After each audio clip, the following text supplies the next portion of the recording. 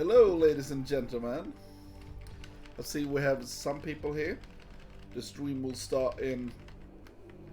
The first game will start in like 5 minutes, so I'm just going to talk this up for a bit. This will be my first BWCL. I've never done BWCL before, so this is interesting for me, and I hope you will be satisfied with all of the content here. I think we will have some. We'll have a lovely time together. So today we will have like AP versus aQp. I don't know these clans that much. I actually never heard of them before, so I just been thrown into this for a bit. So I hope you will be satisfied anyway. So I think that they are quite strong teams. They are in the not the top tier, but in the next highest tier. So they are in the B team. So I think it will be some nice games because they are quite high ranked. As you can see, they are in Division B, and there is Division A, Division B, Division C, D, E1 and E2. So I think they can really be up there and fighting. We have a lot of good teams in that. We have Red and we have Bull in that division. So it's not a bad division. It's quite a great one. And the games we'll have today. This will be the games we'll have today will be first. We will start with Crow versus, I'm not sure the name of this dude actually. It's a weird name. I'm not sure I can pronounce it right, but let's see. I will make a good try to pronounce this. Machu Picchu. Yeah. And in the next game, and that will be a TVC actually. So I like that. Then we will actually have a game that maybe I'm not suited to cast because I'm not a Terran player, but it's Dollar versus Quervin. It will be TVT, and then we will have a CVC. So first we will have the longest cast in I'm not sure how long it will be, but the longest matchup anyway, versus Dollar and Curvin. And then we will have Ishu versus Xuanxi, and that will be CVC. And the last one-on-one will be a PVC. So it's very diverse games and a lot of Zerg this time. And then we will finish the stream today with 2-on-2, like a team game here, and we will have Ishu and Giblicia playing CP versus Zhuanzhu and Zhuanxi. So that will be like, and they will be C, both of them. So I think it will be interesting though, and I hope you will enjoy it. Right now, it's not many people in the chat here, so let's see if some more people will show up. I hope some people will anyway. I'm going to see now how it's been so far. So we have some games been played. Let's see here what I'm just got into watching this and see what's happened before this, if I can spot it. Let's see here. Oh, this is only when I go in here I can only see the top ranked, the A League.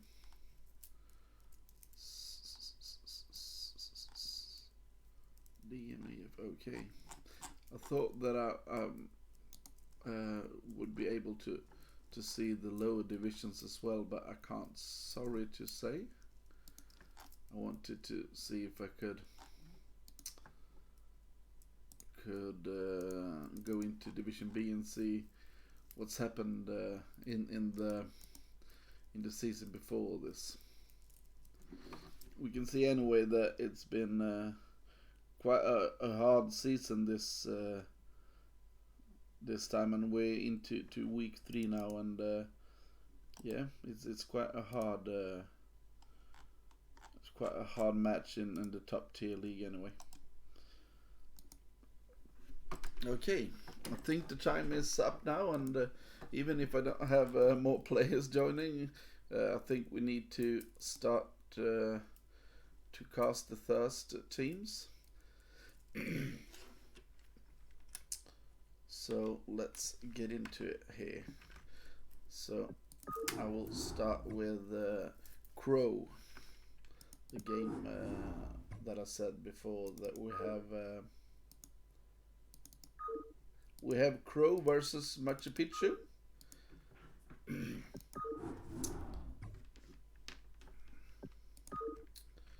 So, and actually they should start this on the map Camelot, but these two, they actually started on Ringing Blooms instead. So let's see here. Okay, so let's get into game 1 directly here.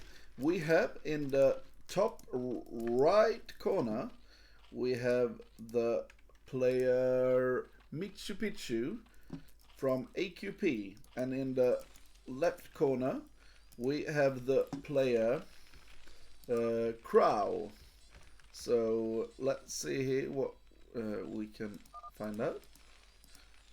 I don't know, I actually don't know anything about these players,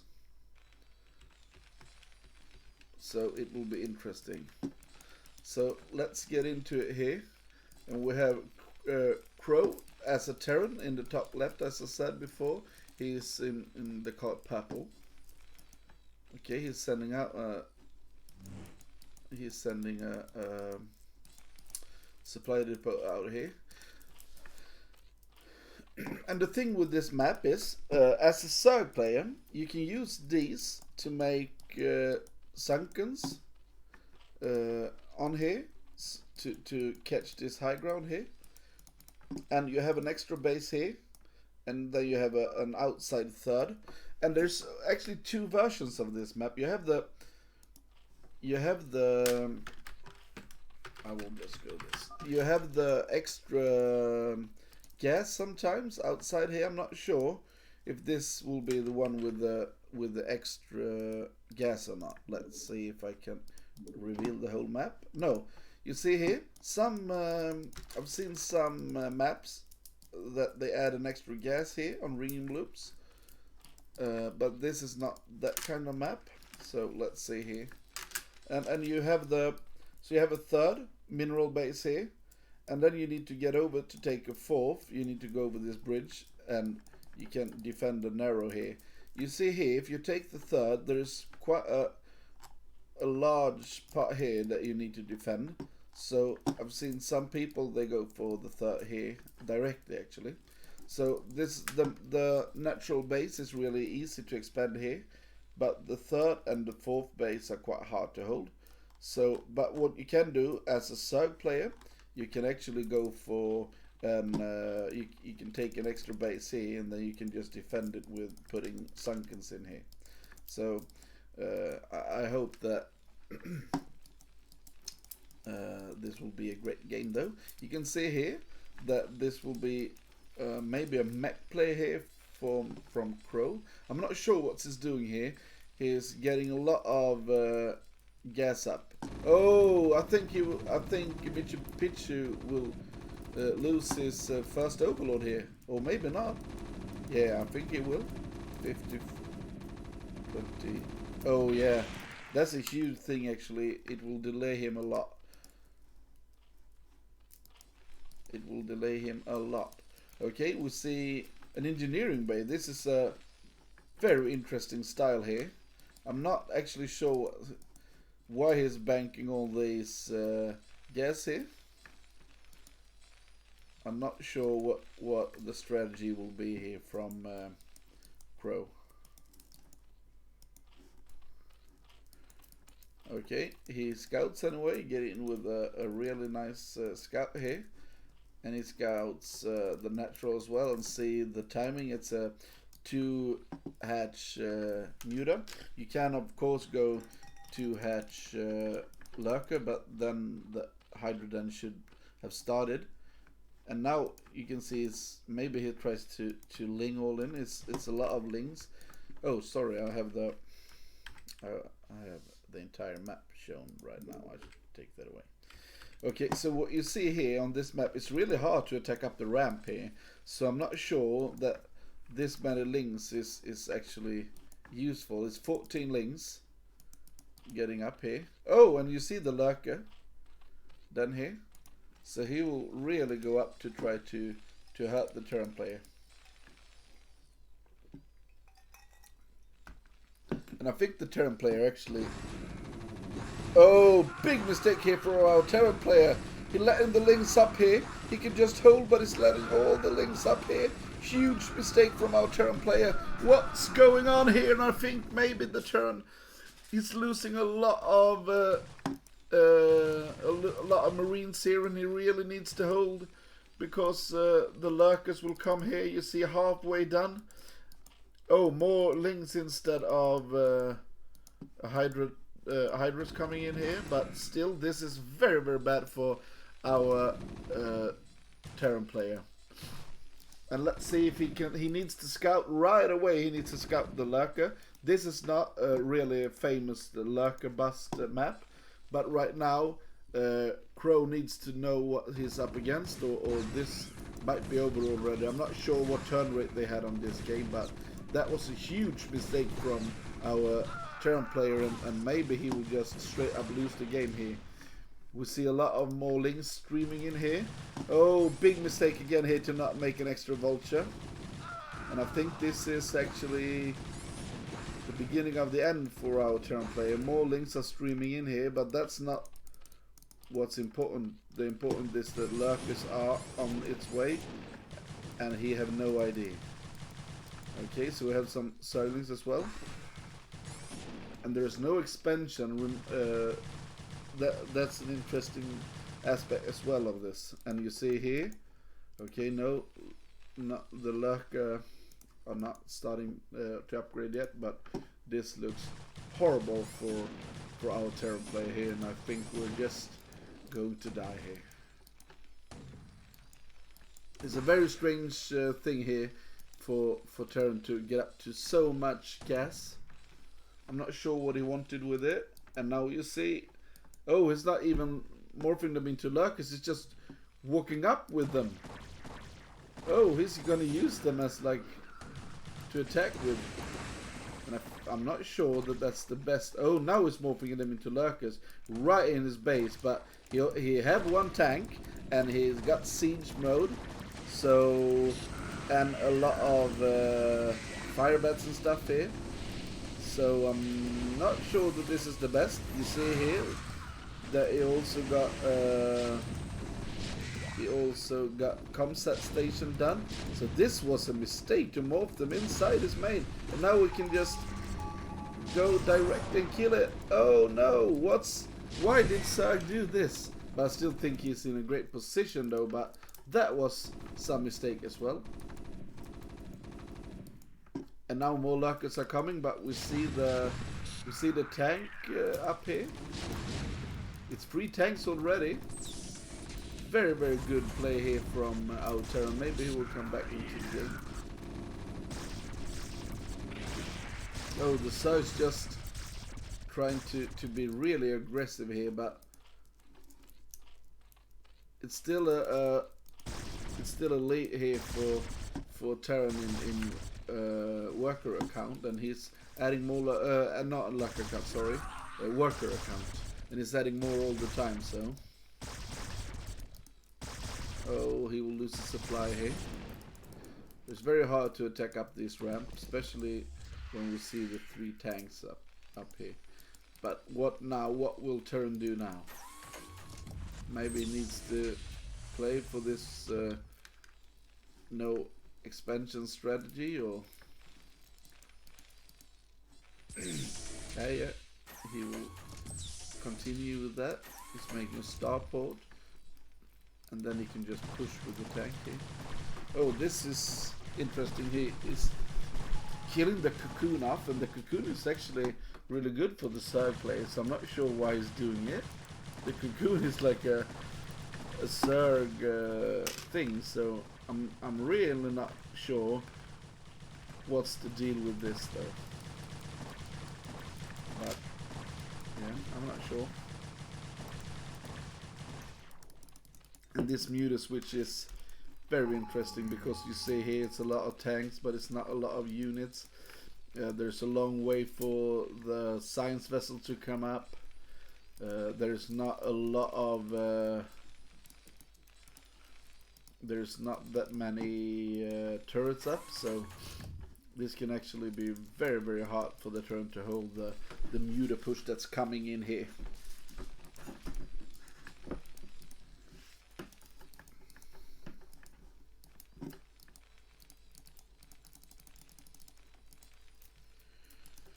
Okay, so what are we having here? Oh, we're having a dropship actually, but how will he handle all these mutalisks coming in?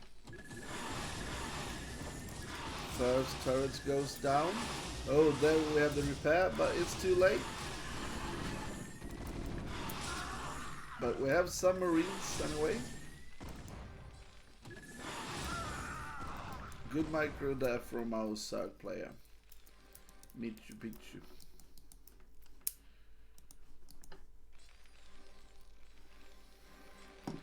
But our Crow is really trying to get back into the game after a rough start. Maybe he needs to take an expansion quite soon. Now we have more muters coming in. Did he? Oh, he have the dropship over here. Now we see his science vessels are on their way.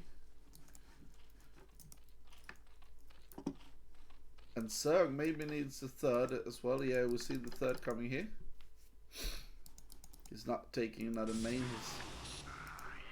Okay, now we see he's picking up the machine shop here, the control tower, and that's because he don't want him to be able to make science vessel directly, so he slowed him down a bit here.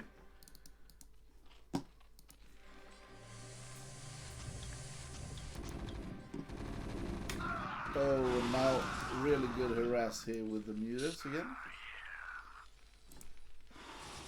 And he's getting out with his dropship, but it will be scouted. Yes.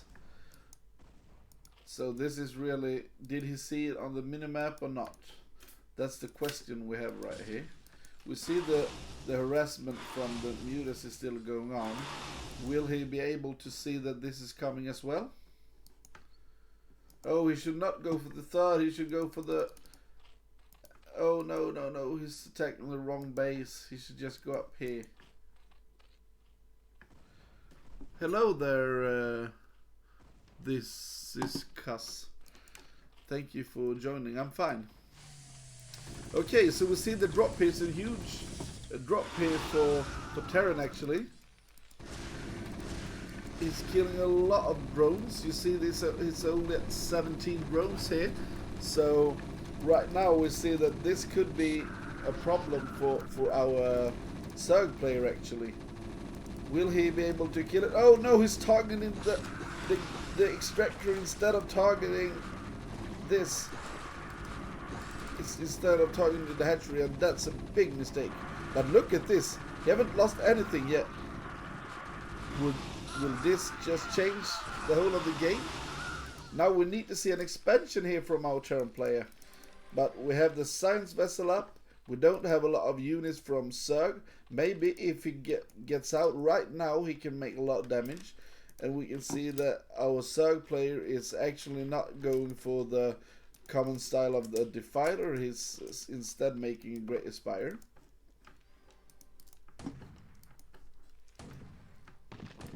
Look at this. This is a lot of tanks actually, and now we see Mutis coming once again, and he needs to target the right one here if he wants to use ready on them. Oh no, he's losing the tower again, but it wasn't that disastrous this time because he can get another one. But why isn't he using the science vessel? Oh, he's just going for a counter attack. He thinks he's strong enough.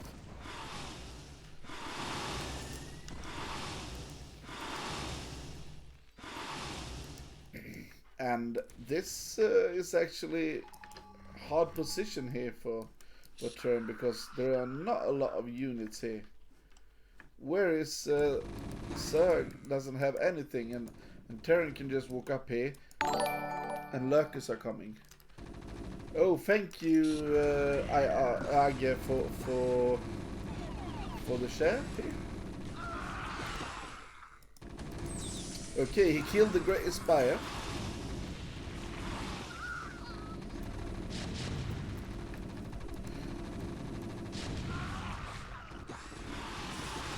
The green screen is ordered and it will come. Let's go for the game first here. We can see that Zerg is cleaning all this up. And the damage wasn't... It was a K damage actually. We can see that he killed off a lot of buildings here. This is really a sloppy game right now. But we'll see here, I think that Zerg is in the lead. And... to get back to what you said, yeah, I ordered this green screen. I ordered it before Christmas actually, and it said it will come in like tomorrow, yesterday or tomorrow or something, but it haven't come yet. So I really thought that we already would have it, but it's not there yet. So okay, let's go back to the game here. We'll see that I think Zerg is still in a great lead here, but he needs to survive against this. And what actually needs to come out from our Zerg player is a science vessel to get rid of these mutilisks. But right now it's only 8 mutilisks. So, and now we have an attack here, and that lurker should not be down here. It should be up here. Oh no! What a huge mistake to not kill the lurker off. If he had killed the lurker, he could just walk up, and it would be a totally different story here. Okay, now he's spreading out and we'll kill it. And then we have the lurker kill.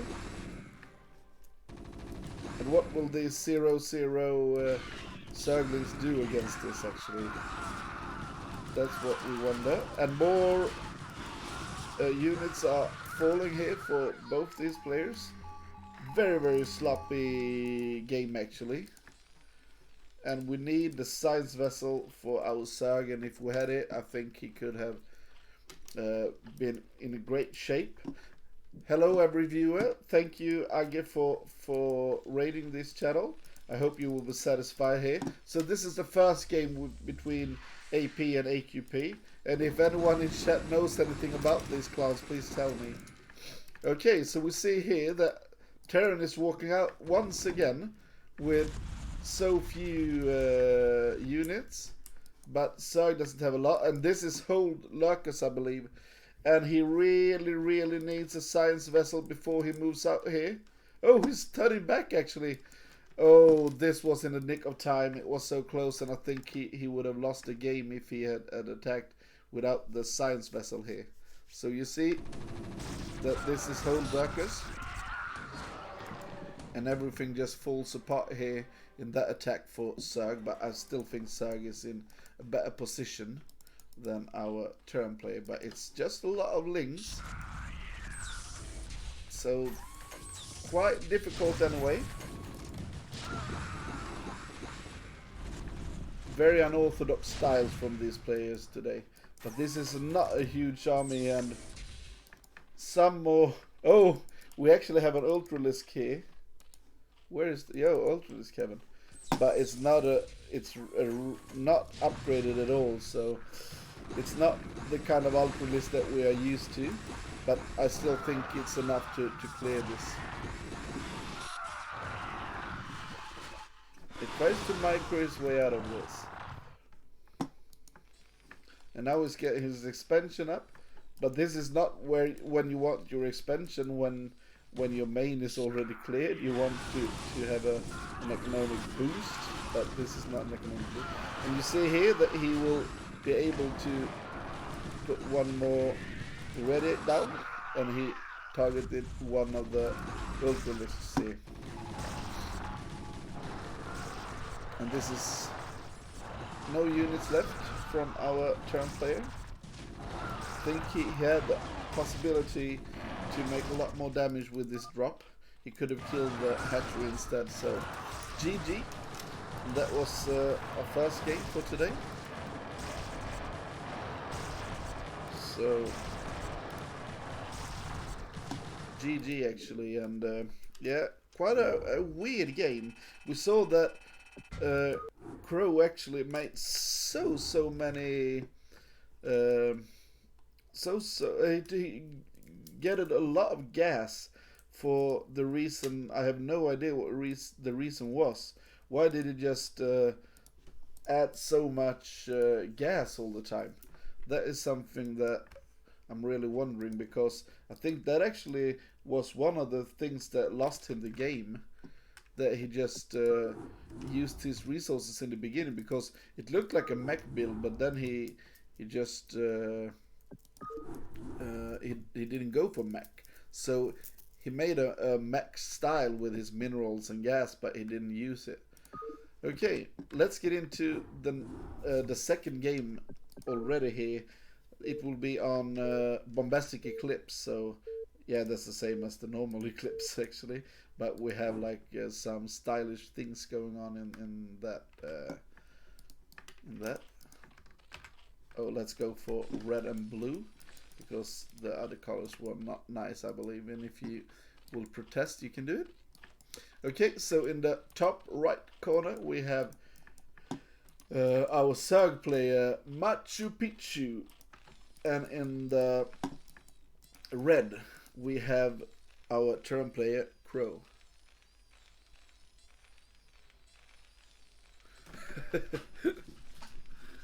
Yeah, I promise you, I've ordered it and everything, and I really hope it will come soon. So yeah, it's ordered, and I hope it will be on its way. Please, people, say hi in clan and hi in the chat and everything, so I know that you are here. And if you know anything about these clans, please tell me, because this is out of my reach actually. I've never heard of these players or the clans, and I didn't have time to check all of this up, because it was like, I think it was yesterday or the day before that I figured out that I would have this. So instead of learning about all the players, I actually did all the overlays and stuff before that. Okay, let's see what this is. I think this is a 9 pool. And this is a strat that was seen. This is a 9 pool into an expansion. That's why you do the gas trick and everything. We've seen Queen do it in ASL and stuff. And I think it's a valid strategy. Let's see what Crow will do this game. This does not look like the same kind of build. Yeah, now we have the gas, so I'm sorry. Maybe that's the same kind of build. Yeah, hi Exas. Thank you for tuning in. So now we see the links coming, and now we will see him send a drone out to try to expand here, but it will be denied from Crow. Oh, no, he's loose. Oh shit, that was so close that he lost it. Oh, now he lost the drone. Moving shot here from Crow. What did Machu Picchu do here? That was not what you want to see. And right now he saw that the links are coming, and he needs to put something in here in his choke. So please, let's do that. Thank you for the follow.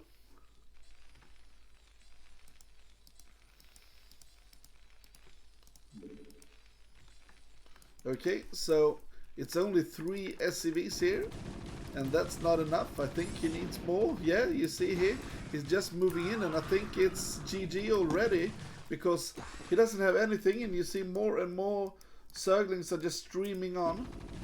this was really bad for our turn player. He should not, when he saw it that early, he should not just let it in. Oh, but look at this. I'm sorry, maybe I was too quick to judge, you know.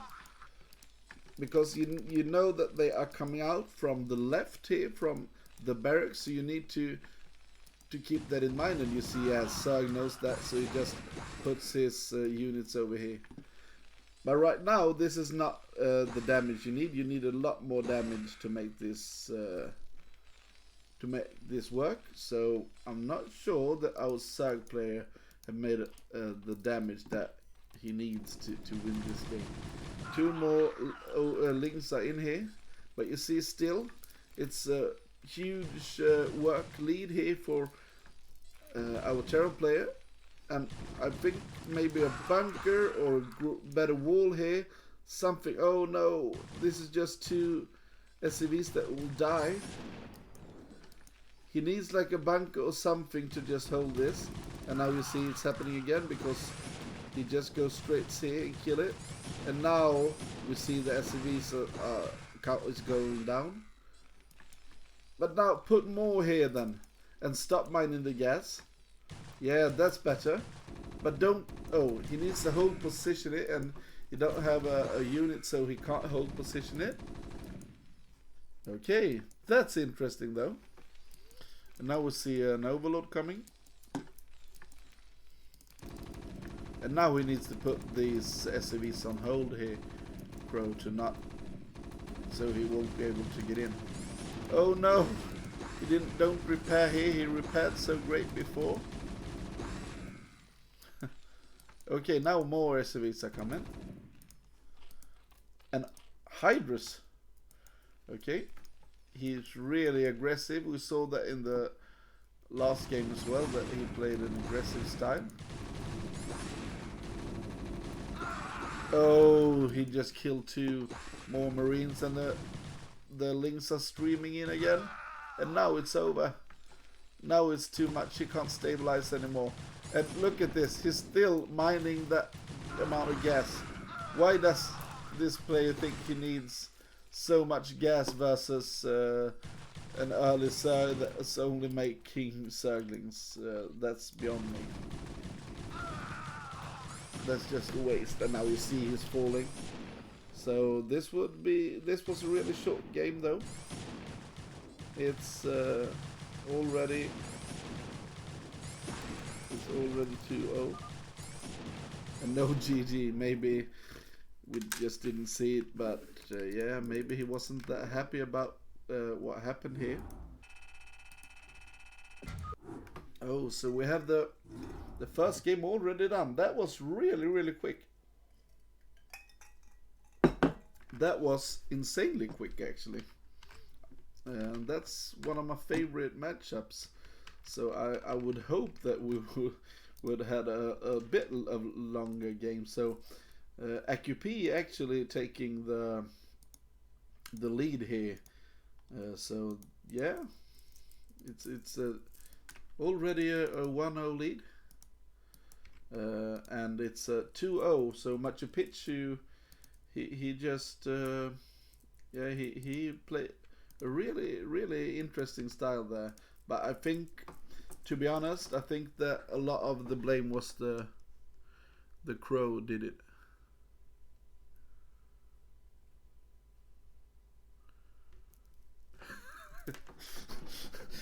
I'm not sure I'm the person to ask for that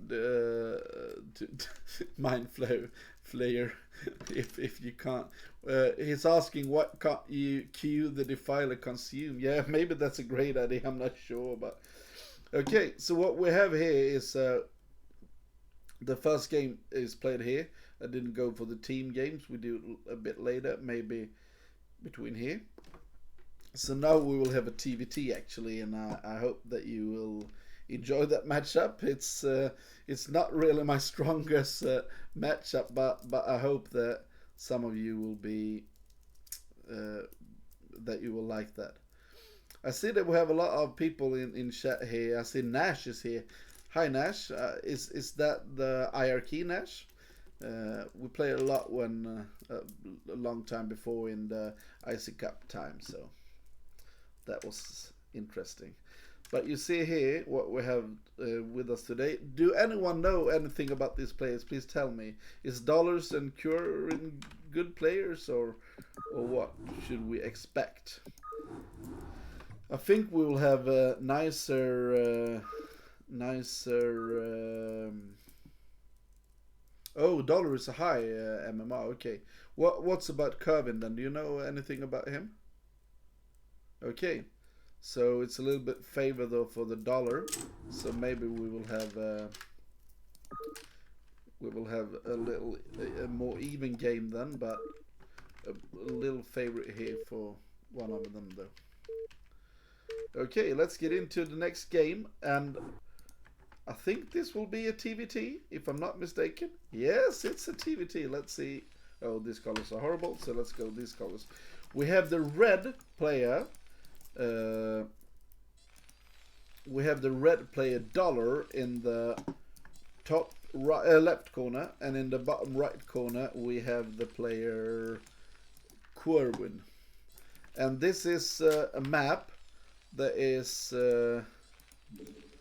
called Camelot, and this is, I'm not sure that this is a great TVT map. Maybe it is, but you have the normal expansion here, and then you have a third all the way out here in the open, and you have ramps, one big ramp in the middle, and you have one more here, and then you have a small ramp here, and I think, oh, it's a small ramp here, big ramp, and small ramp. It's the same on this side. And you can go up here, so I have no idea why they put that there, but I've seen it before. And you have this high ground bases, you can take both of them, and you have like, so you can go up here, but you can't get around, so you need to go in here to do anything against that. To attack, you can just go up the ramps. So I think what we will see is tanks line. It's some tanks lined up here to just try to hold, and then a split map scenario, or maybe you'll try to take your opponent's high ground base here. So I think this could actually turn out to be a long game here. So what are they doing? We see we see actually Kervin going in for straight CC by sending out his SCV a bit late, but it will be 14 CC. Interesting. It's a quite short. It's quite a short rush distance here, so the rush distance is not as short as you would think about it, but it's not that big anyway. So maybe he can punish him with this. This is the Marine. If it starts moving the Marine already, I think it will hit quite hard.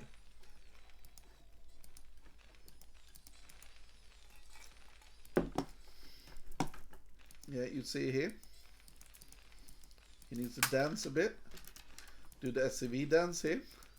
Oh, he needs, I thought he would stay with that. This could be really hard for him, because he needs to get this barracks up.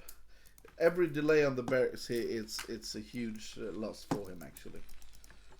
And now you see him sending an extra SCV here to deal with this problem. And what is Kervin actually doing here? He should have an extra. Oh, he's missing the supply. What's his? Is this bugged or something, the replay? Oh no. I think this is a huge mistake from Kervin. Something is wrong with replay. What? Oh no. This is, you need to make an extra supply before this. I know you have more supply when you make the CC, but this was not the best. He floated 400 minerals there, And what I think you should do is make an extra supply so you can straight up start to make marines here. Oh, look at this, he will get... Oh, no, he got stuck. Oh, that was so close here for Dollar to lose this vulture. Oh, and the follow-up is attack. This is a good repair. And if he goes up here, he will just be attacked from Dollar straight in front. So this is really tough for our blue player. He's in a worker lead, but I think this is rough for him actually. And maybe we will see straight up tanks coming. And now the vulture is heading in here, killing one SCV and one marine. And now it will die, I believe. Yep. He will try to repair it and attack. 3, and there is that. He needed to get up a little bit more to be able to do it. So now the game is normalized, and now we see the tank will start to harass, and he's making an armory and double machine shop. That's weird. I think if you make an armory, you want to get up to straight up to some Goliaths to hold it, but instead he's making double machine shop, and that's really late, because the reason you make the armory is to have some Goliaths out to counter the tank. So some mistakes early from Kervin actually. Okay, maybe this will just be for the grades then, because now we see 2 tanks coming out, but no siege. I think he's putting himself in quite a hard position, because what would he do with one unsieged tank versus what's going on here for Dollar? Really good, great pressure here for our red turn player. And now it's just, he tries to move out here with some SCVs and a tank, but he's getting just obliterated here. 1 tank goes down, but there is so much left here for our red turn, and I think it's GG. Yeah, GG. Yeah, that was straight up win here for him. That was really a quick game here for that player. Yeah, I'm not sure what to say about that. So AP with a straight win there.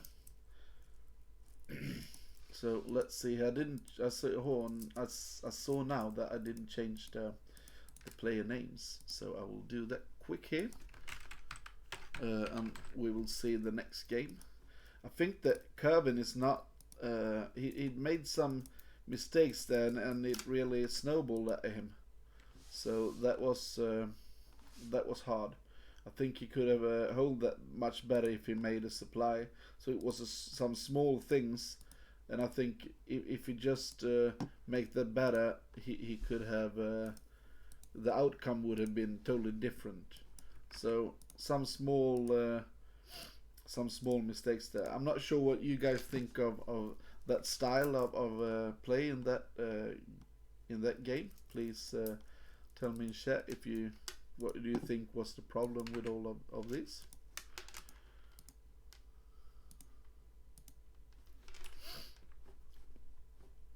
Okay, let's see what we have here then.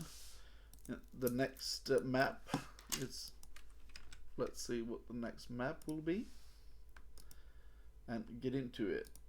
That was a quite short game for TVT. Usually we have a lot longer games when we see that, but I think that a lot of the style that we see nowadays, it's heading towards not like dragging it out so much. We have seen a lot of vulture attacks early on, and we have seen a lot of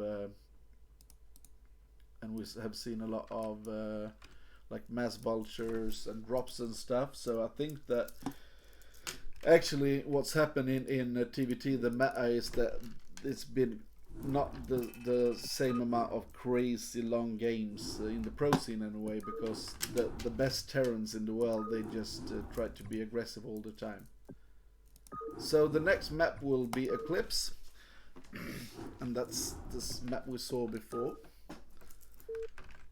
Well, let's get into that game right now. So dollar is up 1-0.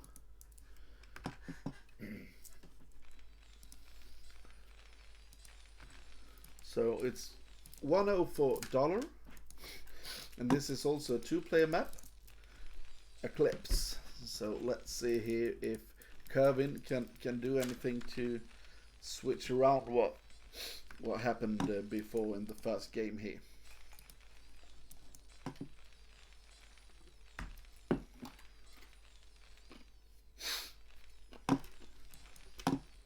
And in the top right corner we have dollar from the clan AP. And where are they from? Please tell me. Do you know these clans? Where are the clans from? And in the bottom corner, oh, let's do this. This was better colors. We have the yellow top right. Oh, it's a Czech team. And it's a Peru team, so maybe it was quite laggy then. And we have Kervin then in the blue color in the bottom left. Okay, so it's Czech versus Peru then. Yeah, a lot of the South American teams are very, very laggy. Oh, don't I show the game? Oh shit, sorry. Yeah, now we have it. Oh, thanks a lot for telling me, Fisheye.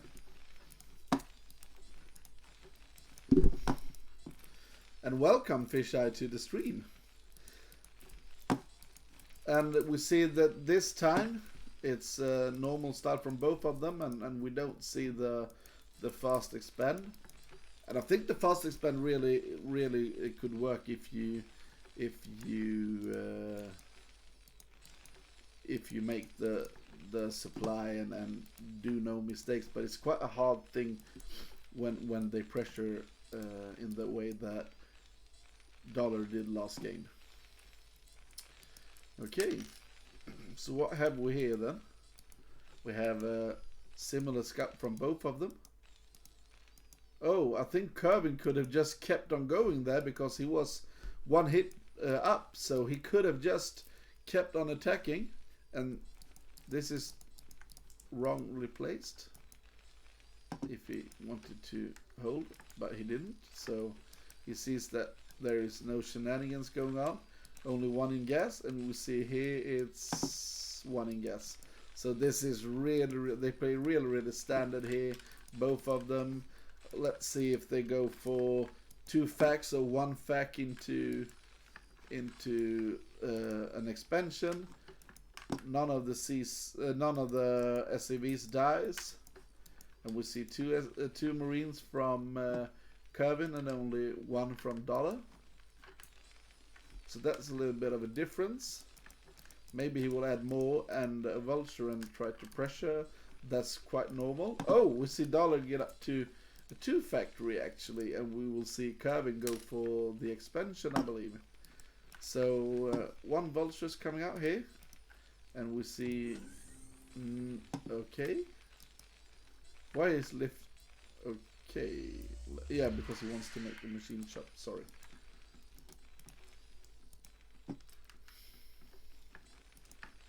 Okay, so we have an expansion here then. And more vultures coming. So this will be a vulture style play. And this is really looking good for our blue Terran Kervin. Let's see what the follow-up will be from dollar then. 1 vulture, 1 tank, and more Marines. So maybe he will try to pressure him anyway, but I'm not sure that will be as easy as it was the first game.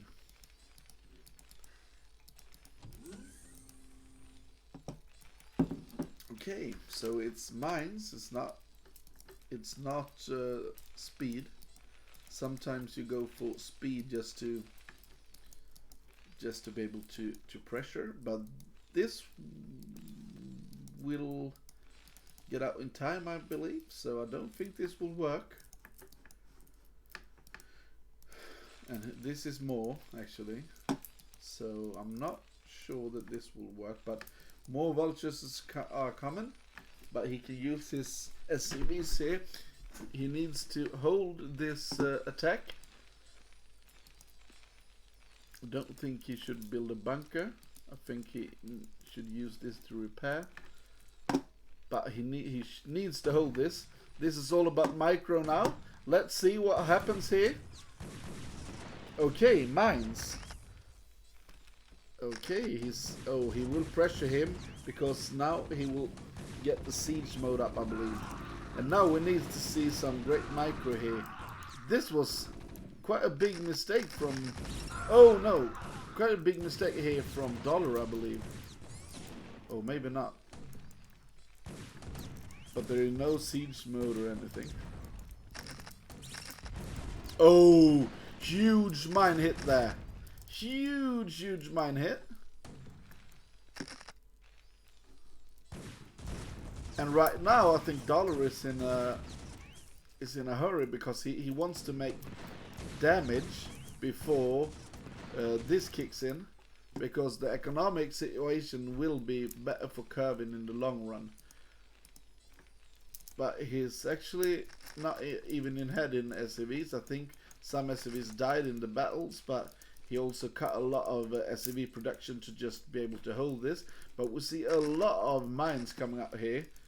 But the problem is that we don't see any tanks to put up with it. So just a lot of tanks is not what you want. You want, no, sorry, a lot of vultures in this case with mines. You want some tank to be able to pressure, because this is not a pressure thing. And right now, actually, I would be interested to see if this will just be pure vultures here for Kervin. And I think right now, I think Kervin is in a great spot though.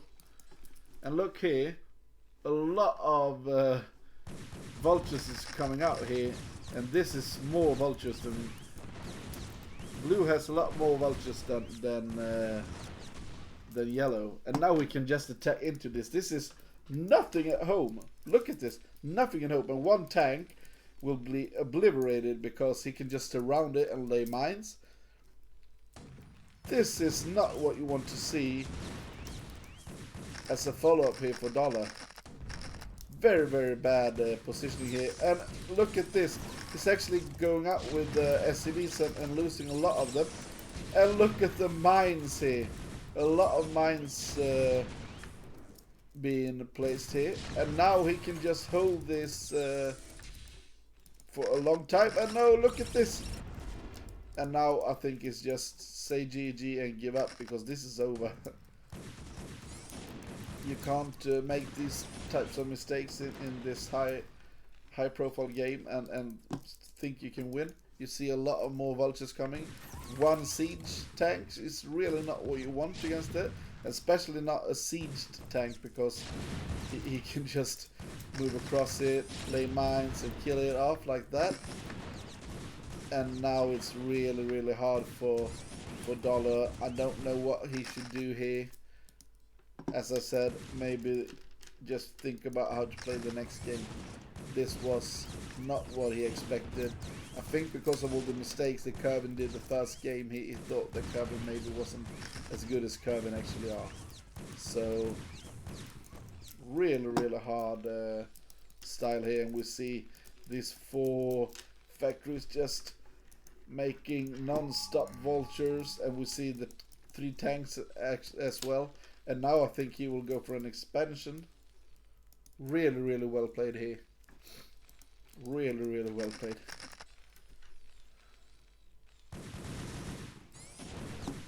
Oh, look at this. This is so many vultures.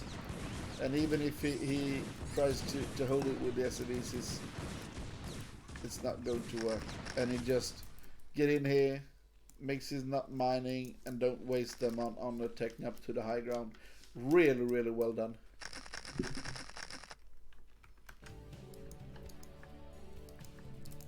Oh, maybe I should have some music in the background. Do you like that, guys? Or not? Please tell me if it was too annoying with the music. I thought it was just so quiet, so I put it on. Tell me if you want me to take it away again. Okay, so this is actually double the supply here, so this is a enormous advantage. And we see here this next expansion will come as well. Mines everywhere. So this is total control from Kerbin. I'm not sure why Dollar thinks this could be a game that he could turn around.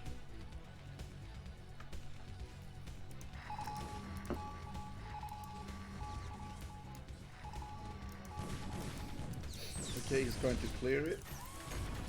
This is actually really good versus the mass vulture Goliaths, but this is too few, I believe. You can just surround them and kill it.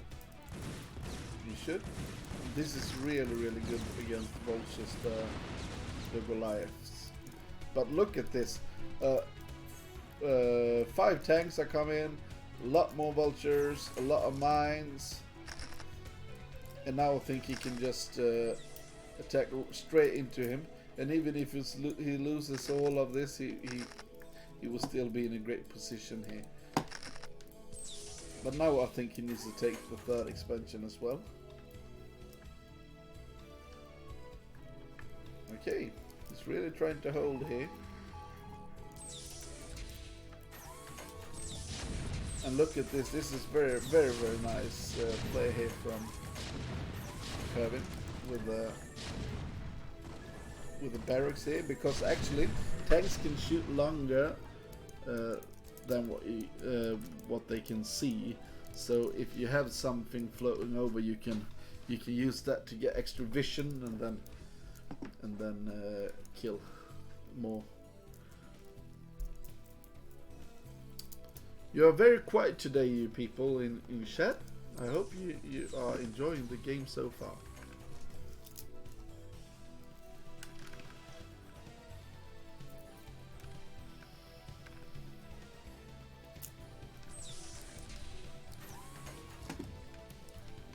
Okay, we see that Dollar is making some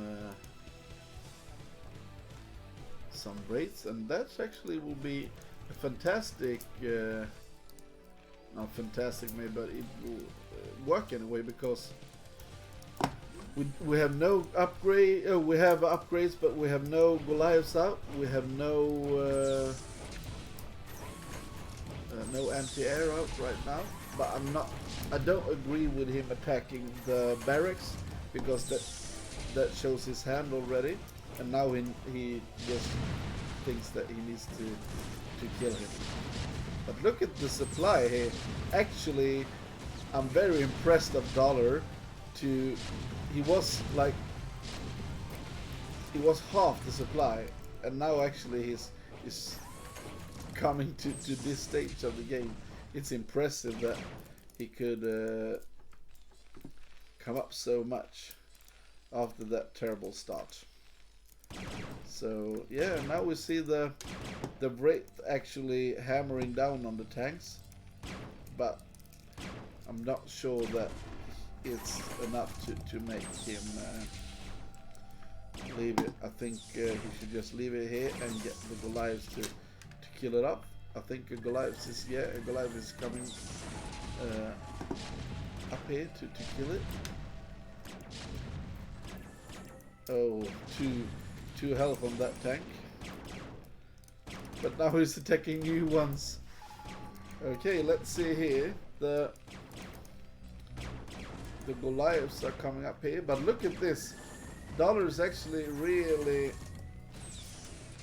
getting closer in supply, but it's not all about supplies. A lot in TVT, it's all about position actually. And now we kill him there. So I think that this dropship, he needs to make a lot of damage with it to get up to speed in the game. But look at this, very good positioning here from Dollar. Maybe I said too much early on that this game was over and so on. I'm not sure what's going on actually, but we see 7 factories versus 4 factories, and still the macro from Dollar is amazing. And now we see, let's see here what was, yeah, he tried to run by here, tried to make some damage. Where did the dropship go? Oh, it's still in the main. I think he really needs to make a lot of damage with his dropships. This is interesting, you can't land here. He needs to scan, kill that, and then land. And every little thing like that takes a lot of time. Very impressive from Dollar to not leave the game when I said he should, and just try to climb back slowly but surely. Yeah, now he scanned it, now we can land it. Oh, but this is not the right position. He should land a bit, one bit to the right, left? No, one bit to the right, left. One right to the right. Okay, let's see here if it will be some type of run by. Now we see that this is only 2 tanks. Maybe he can just run in and try to make a lot of damage there if he gets to the high ground. I think he can. Yeah. Oh, why is he attack? Yeah, now we see it. Now we see that he can do a lot of damage here. Very good attack here. Even if it's not trading sufficiently, it's still very well. Because where can yellow expand right now? He can't. So now he's losing a lot of units again.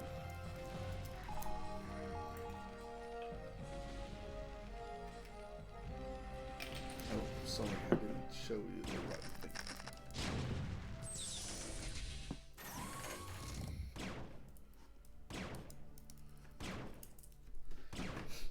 But Dollar is actually trying to get some damage going. And we see here that we have secured a 3rd, and he's trying to secure a 4th. Very hard. Oh, look at that. He walks into mines again. There's a good surround here, a good surround here. And what can he do actually? What can he do? He needs to be the Medinho to do anything against this with drops everywhere.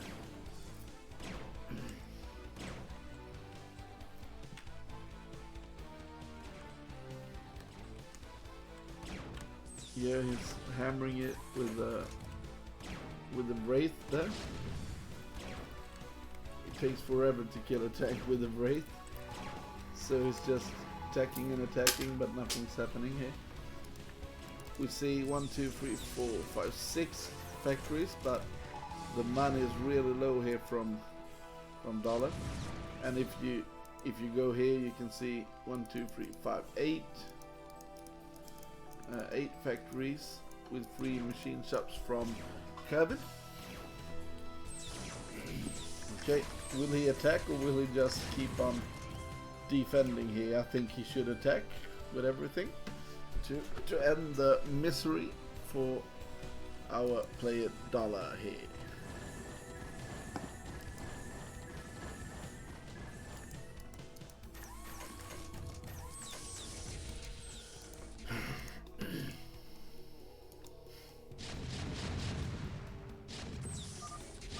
Yeah, GG. I think that was a 20-minute game. but actually it shouldn't have been. A 20-minute game, but the game was over so much earlier. And I think, yeah, you should leave the game earlier than that actually. When you are in that kind of deficit. But yeah, who am I to talk? Maybe he didn't know it, but it was just a dragged out game. Okay, so now we have a third game here, a third TVT. So it's interesting, and I will just tell you what we see here. We have 1-0 for aQp versus AP, and that was the first game that we saw Machu Picchu versus Crow, and now we are playing this, and this is 1-1 already. So it was a really fast first game of these, and the first series was really quick. And now I think this game will be interesting. It's Polypoid, TVT on Polypoid, and that can actually take a lot of time. I've seen some really long PvPs in Polypoid. So let's see here, and let's get into the game. And I will just talk a little bit about the map before we talk about the players. Okay, let's go for blue versus red. So before I introduce the players, what we have on this map that makes it quite interesting is that we have a low ground here, and then we have a high ground base here. We have a high ground here, and we actually have high grounds that you can put tanks on here. So you see here, high ground, and low ground, and more high grounds, and that's for all of it. And then you have high ground expansions with 2 chokes on each side. See, we have the same here, choke over here, choke over there, and then we have choke over here, choke over there. So what you can actually do on this game is you can abuse the high grounds a lot with your tanks, and that will be, you can have like huge tank what you call it, huge tank battles here when you're just standing looking at one another because it's so hard to attack upstairs. So yeah, let's see what they will do in this game, but it's quite a hard game to just push up like we saw before in Eclipse, because there's much more low ground on Eclipse. Okay, what will we see here then? We see this is a 10-10-10 from Dollar, so quite an aggressive opening. I think it will be a 2 factory push out, and from Curvin we see a normal style play here, and I think he will go for the 14cc maybe, I'm not sure. Maybe he will go for factory and then CC. Let's see what he will do, but this was a 10-10-10 anyway from Dollar. So, and that usually suggests that you want to go for a 2 factory push up. I like the 2 factory Goliath push up actually when you do the 10-10-10, because it could really be hard for your opponent with the early Goliaths. So let's see what he wants to do here. But you can see that he's okay, he's actually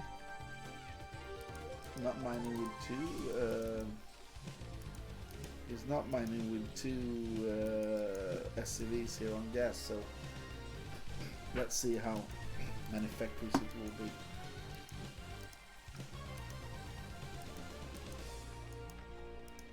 But it's a lot, look, it's a lot of Marines coming out, so maybe it will be just like 3 or 4 Marines and a Vulture. Okay, he's attacking already. I think he's trying to meet this SCV coming here.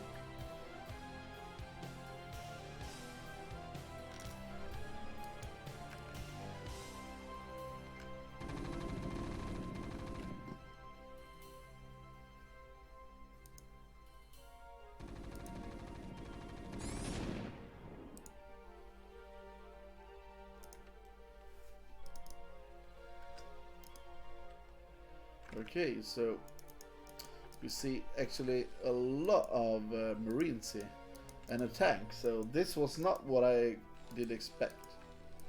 So much Marines and then a tank. Maybe he will use SCVs as well and just try to push out. This was interesting. Really, really interesting style of play.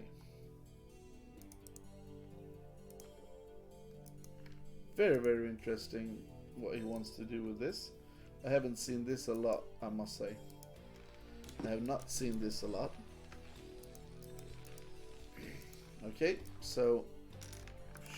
Oh, 7, 8 Marines. And now we see 8 Marines, 1 tank pushing out with 8 Marines. This is interesting though, but yeah, this is a lot. But it will be scouted. So let's see what the reaction will be here. Yeah, SCV is coming down to try to prepare. Oh, he's attacking the barracks actually, instead of going for the push. Okay, we see a siege up already and a bunker. Oh, and Kervin just pulls the trigger here, and it actually works quite alright here. He has the tank still remaining. He needs to repair it. No, he loses the tank here. He really needed to keep the tank alive there.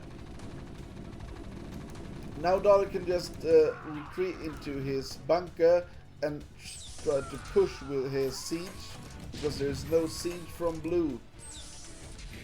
Very, very interesting play here, but he should have pushed out harder and not lose the first tank. 2 tanks could have countered this. And what we'll see? Oh, we'll see 1 more tanks coming out. One good thing for Coven anyway was that this barracks didn't die, because if that barracks had died, it would have been so tough for him. And the follow-up here from our red our red turn player Dollar is to make an expansion, and he will be in a next lead with that, because the blue player Kirby can't do anything with his CC here. It's just floating. Oh, he's actually trying to push the high ground here. This is so terrible. He needs to push down, but how can he get down? He didn't want a long game. He won the first game with a short one, and now is trying to win the second game and do that a short game as well. And I actually think that this is too much pressure for Kirby to handle, and I think actually this is already a GG. I have no idea what Kirby can do to come out of this. Now he needs to maybe push out and make the siege mode. Yeah, now we'll see the siege, and he will just back up. Very, very good. That was an amazing play here from Dollar. Amazing play here from our red there. And look at the targeting as well. He's losing some, but he's still in a great lead.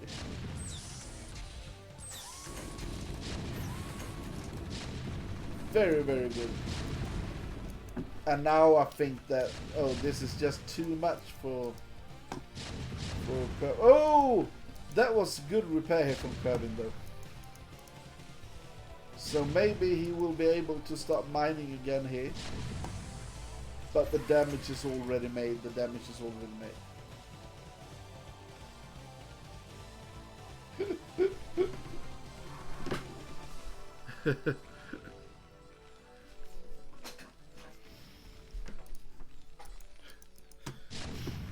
Okay, we still see he's in range of the CC. This is huge damage going on here, and I think he could just take a third. Yeah, he will. This is the flash follow-up. what I call the flash follow-up is that you do this type of game, and after it you just expand like a surge game. Look at those mines here. Very, very well played. Very, very well played. Oh, but it's coming out of the deposit anyway, Kevin, so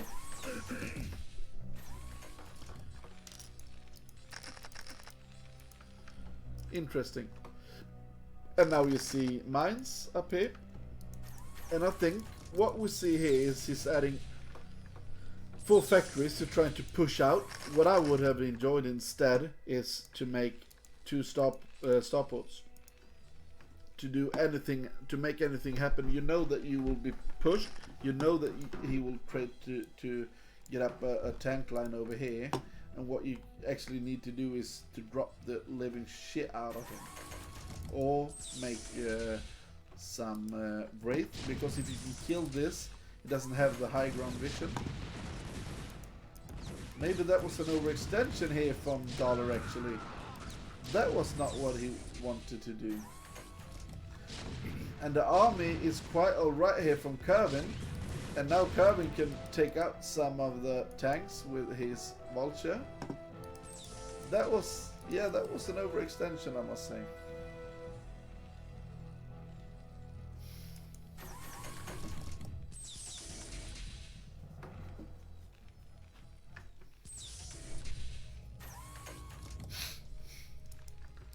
Okay, so what we see is still the pressure, but the pressure, maybe it's not hard enough. And right now it's 3 tanks actually, and I think he doesn't have a... Oh, that's the problem. It's too many mines and he doesn't have a scan here. He needs a scanner to be able to clear the mines. Or if he could clear the mines, he can attack with everything. But maybe, oh, he will try to move in anyway, to try to gain some grounds here. I'm really impressed by our blue Terran player. Anyway, even if I think he is dead, so I'm really impressed on how he survived this, and how he could have, not how he could, how he took his natural expansion. This I don't understand from Dollar. He have the total map control. Why do we pick this base and not try to take a gas expansion?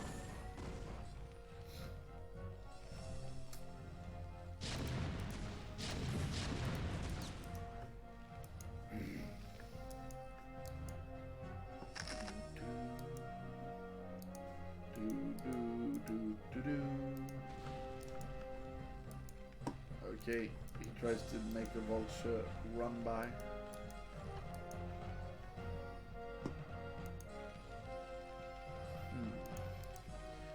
Got cleared up. And now he will just keep on adding tanks, keeping adding vultures. And look at this. What can he do? Oh, he's tried to... no, this is not what you want. No. Look at the mines! Oh, shit. No. Oh, he lost all of the tanks that you can't move out like that in a minefield.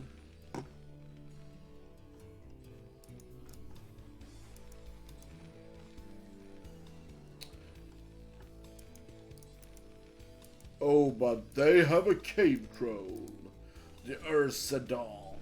Maybe the Ursadon will help the blue team do something against this. But this is, I'm not sure what he thinks he can do. He needs to use this. Yeah, this is what he needs to use. The drop play. To try to drop here maybe. Okay, let's see if he could... Okay, never mind, he's not using it to attack. And we see that Dollar is just moving in here, killing everything here.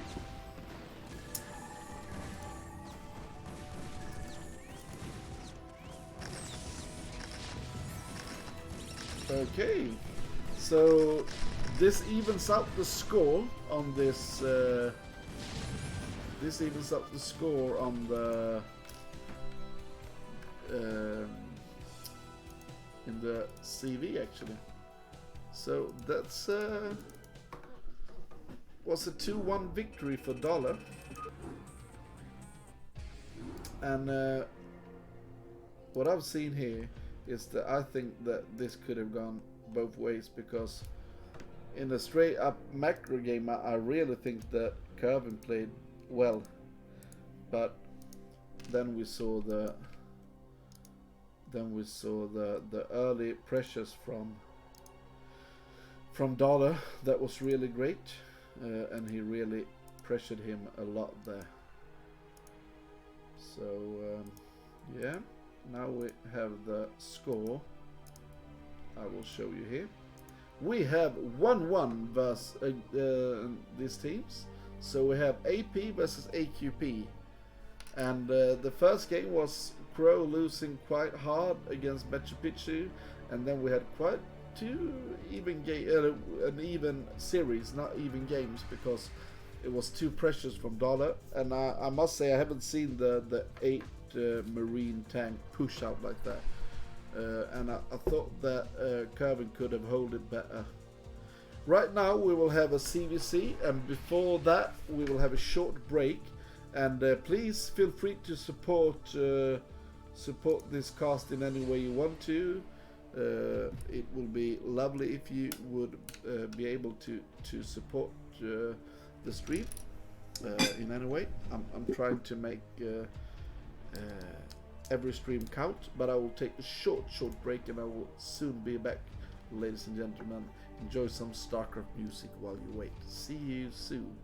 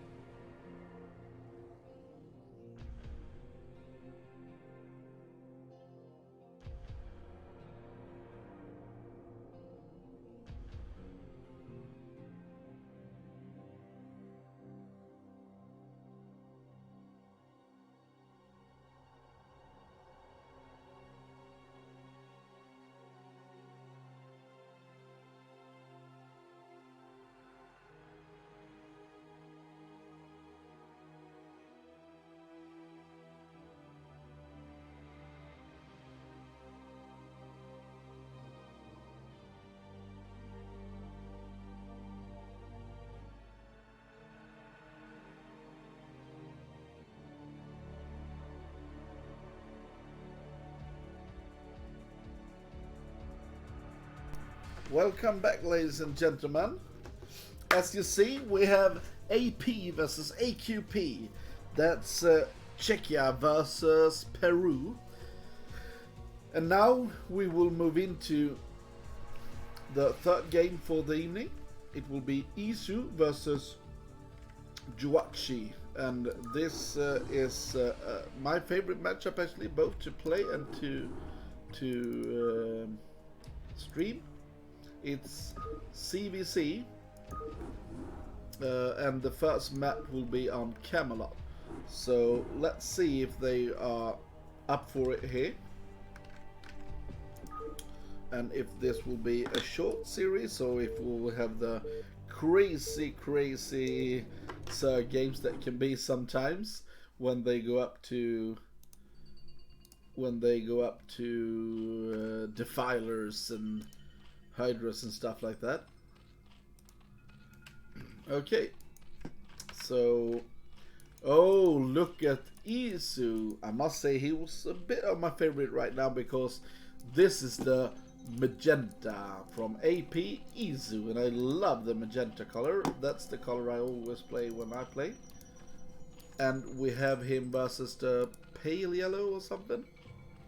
If you know this color, please type me in chat. You are not very chatty today, but please feel free to say a few words to me, because it's so much easier to cast if you have a dialogue with your audience. So let's see what they will do here. Okay, we have an overload from BWCL, but we don't have an overload for Isu, so it will be a 9 pool here, maybe from Isu. Yes, it will.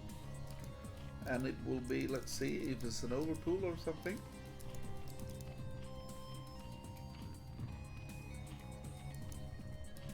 It will be an just normal strategy here from our magenta circ. And here we will see a drone coming. Yes, we will.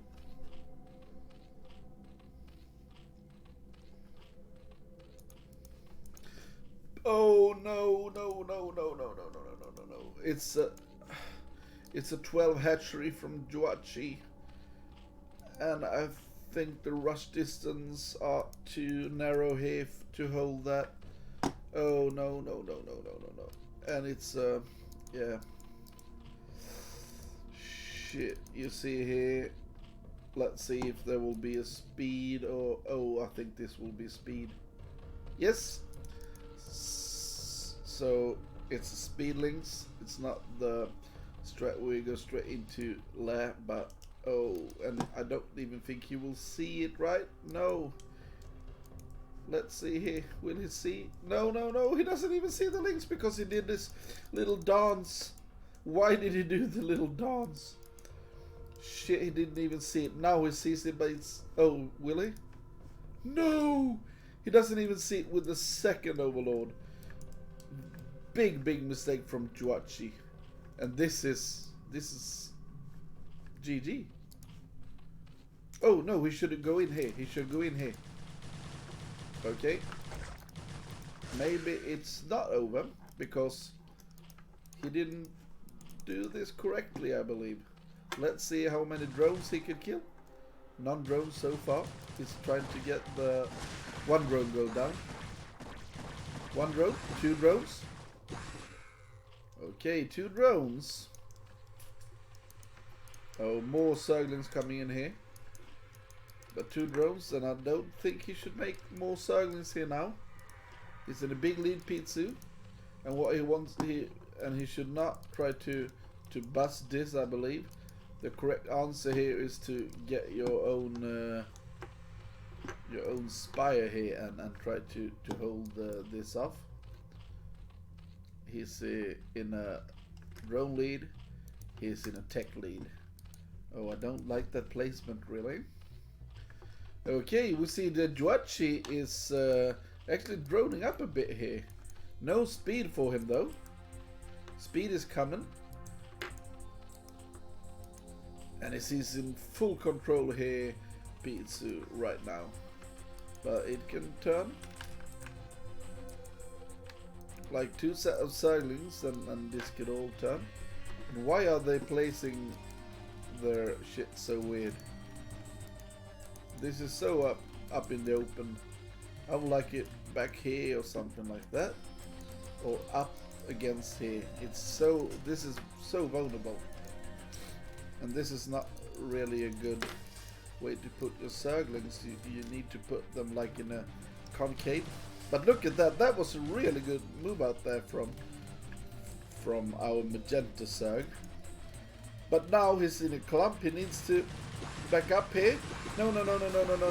That's a really bad engagement here for our magenta Zerg. And right now he's also trying to be a bit greedy here. Let's see. More links are coming. Maybe he used this high ground. No. Very, very hard play. It's only 2 links actually. This is not enough to hold this. Will he throw this game away after that terrific opening? Very, very good micro here from Duachi, but he still loses it. But it was a good trade, and when you see here, Pichu is so ahead right now, but I'm not sure that Duachi is actually dead because it looks like he have more of a feel of how to play this this game actually. So CVC. Okay, we know that this was South America versus Czechia, so I think that it's because of the turn rate, it can be really, really good with Scourges. Let's see the D. Oh no, he did not micro that well, Pizzu.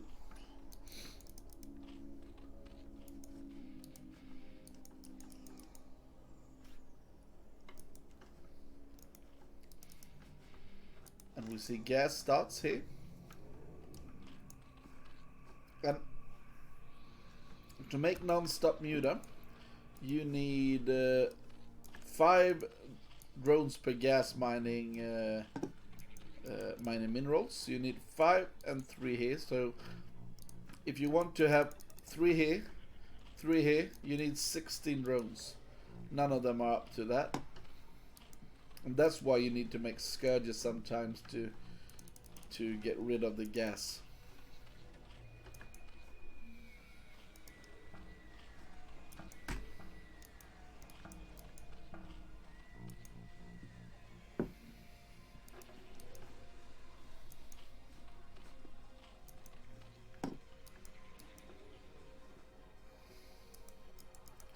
Let's see if there's any.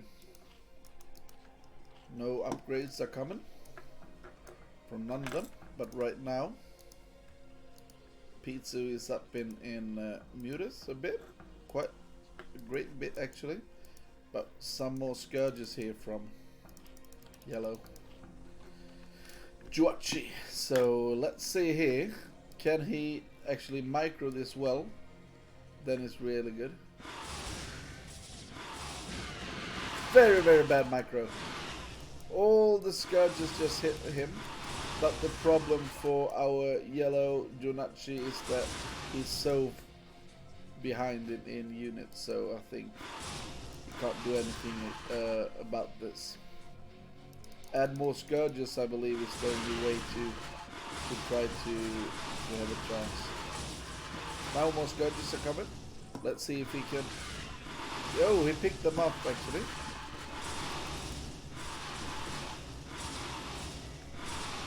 Okay.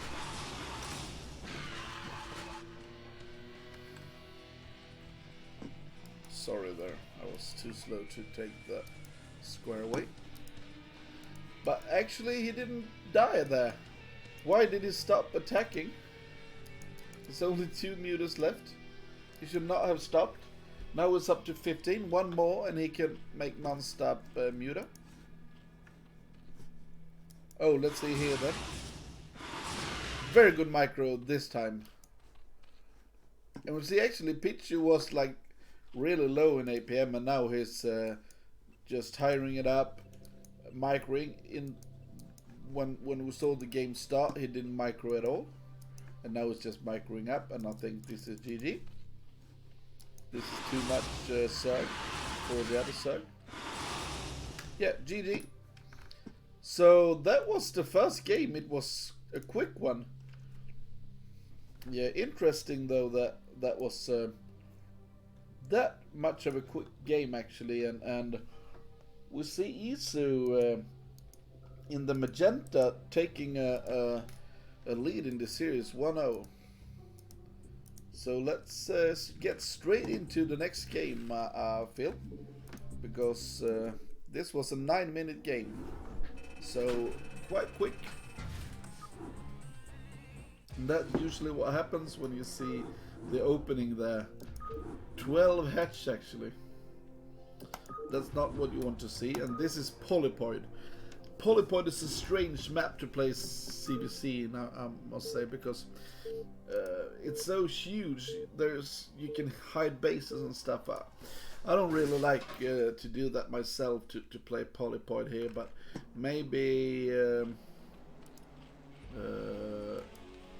Juachi thought that that could be a nice thing for him to do that. So once again we have the Pizzu Magenta versus the Mud Green or something, Juachi. And you see actually that they will scout one another, and I think this is a much better map to make a 12 hatchery on than the last map. 2-player map is really risky to make that strategy, but I think also one strategy on this type of maps is the free hatch ling all in, because if there is a bit of a lag and stuff, it's quite interesting to play. Okay, so we will not see 9-pool again. It was successful the first game, but it's not a 9-pool follow-up here. So both of them are making an overload. So let's see. Will Juachi try to make a 12 hatchery again? Or oh, but this is an interesting style. This is the really fast lair style, and you will have a timing attack with 6 mutas. Let's see here. Yeah, I think. Yeah, he's making it, and now he will add gas, and he will just be able to have one more. If you play versus a 12 pool, you will have one more timing with when you have 6 mutas. The problem with this strategy though is that you really need to make damage with your first muta attack, because if you play like this strategy, the 12 pool into expansion, you are a lot behind in economics. So let's see here. But this is an interesting build though. I've seen it played more and more, and I saw in BSL, last BSL, a lot of games. Maybe it was not the BSL 10, it was maybe BSL 9, but we saw that True Touch made this a lot. Oh, he's putting the Surgeons over here actually. Oh. Why is he hiding them?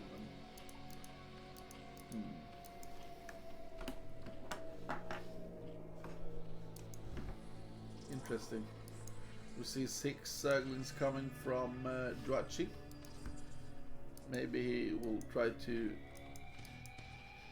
make it look like he's doing some other stuff.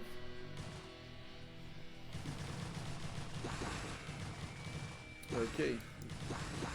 Oh, this is interesting micro here from Juachi. Why did he keep on attacking up to the high ground there.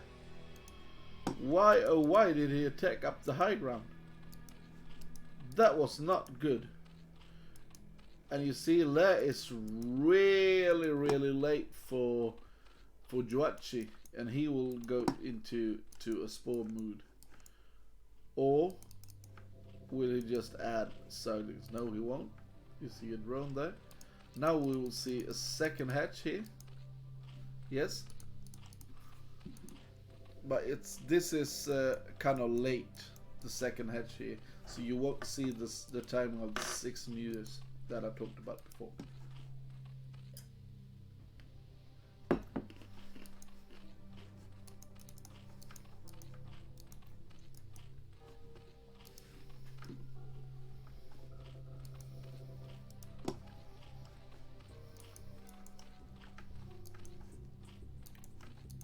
You don't want to show how many Zerglings is really having. Okay, we see one more attack here from Juachi. This is not how you want to place your Zerglings. Yeah, let's get back inside. Oh no. Oh, he almost caught 3 Zerglings there. And now we see some more Zerglings coming here from our magenta player. But this is not what you want. You want to use the wide choke up here, not go down there. I'm not sure what type of micro this is. Oh no. I think this is GG actually. Big mistakes here from Pitsu. Pichu should not attack like that. Big mistakes.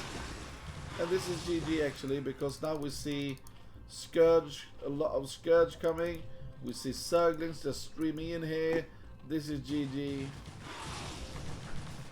Big mistake here to not secure this in the right style here from Pitsu. You need to make the Zerglings into an arc there.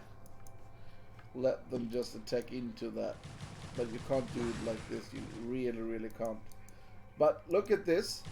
What? Oh, this is a Ling run by. Very nice here from Juachi to not let our magenta Zerg attack into this. And you see 2 drones. Oh, it was so close that he got all of them. Look at this. No drones. A big Ling flood coming though.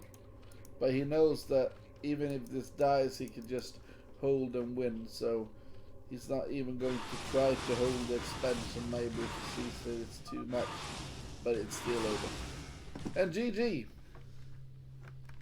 Very fast game here. 6 minutes. That was interesting once again here. I'm not sure yeah, I think it was the mistakes that determined that game, because he could really have been able to make the arc much better, and if he had, this game would not have ended in that fashion. Maybe Isu is not an experience. He looks a bit unexperienced. So we will have the last map here, and it will be Eclipse.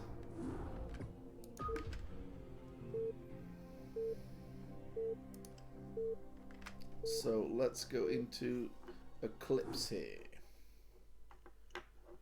ladies and gentlemen.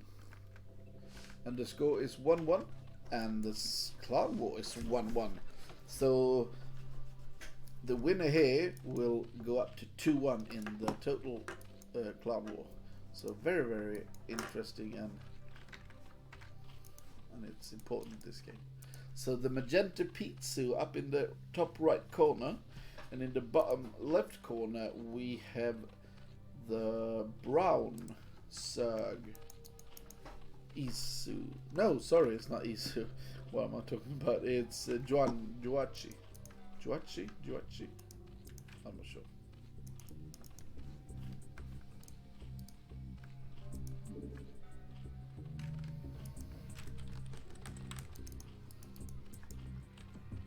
Okay.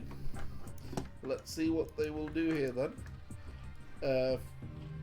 If I could say something about this map, that it's a huge distance with the scouting distance. So actually, one thing that's really good to do on this map is to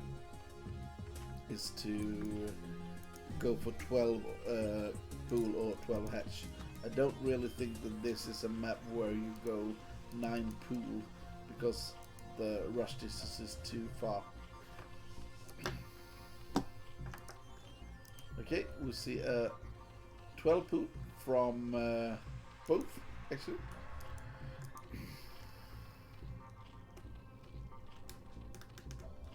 12 pool and gas and 12 pool and gas. Okay, and a scout. What is, will this be a scout? I don't like it at all.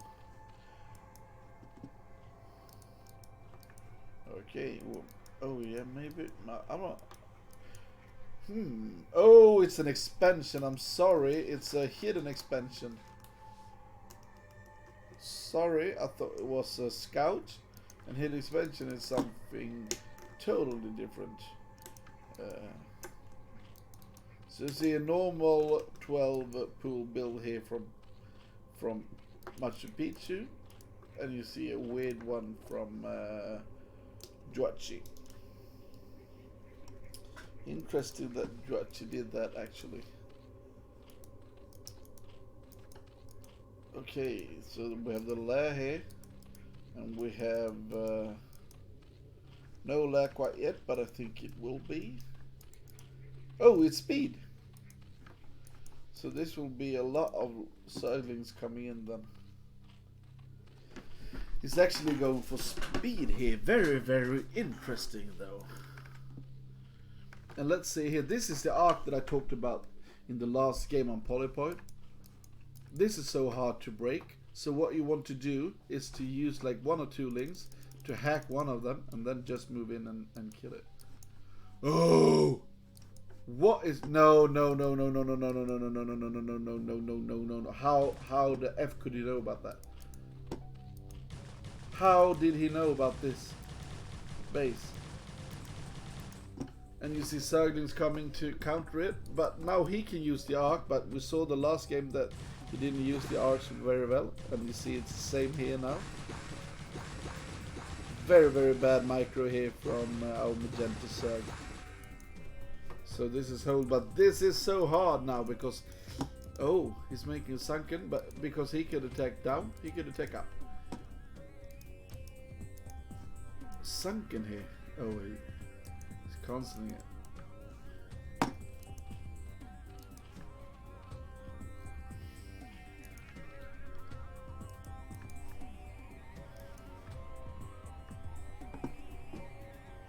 Now we see Juachi moving out here.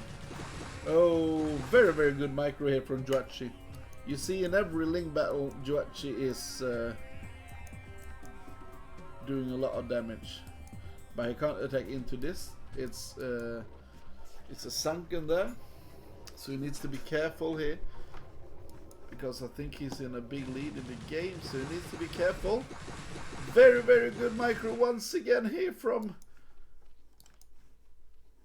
Juachi, but I think that he should not try to save this.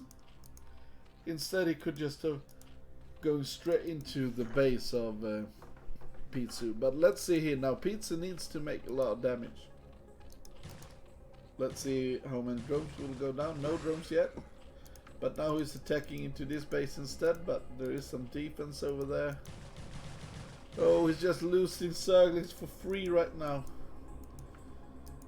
And also spending 125 on doing this. And now we see actually Mutas arriving out on the map. And we still see no spores up yet.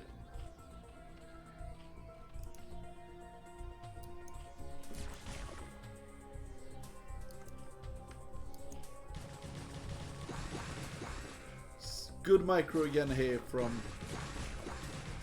our brown Zerg player.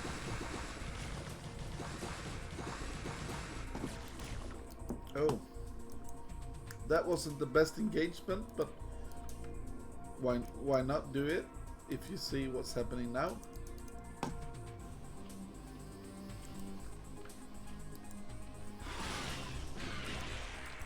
Killing off one overlord. Will he use 2 Scourge on the next overlord as well? A lot of Zerglings coming here from our magenta player. He's a Zerg maybe. And maybe he will take the third here. Not much defending it. Okay, 2 Zerglings and Mutalisk. Yeah, he will not be able to do anything here. It's so late.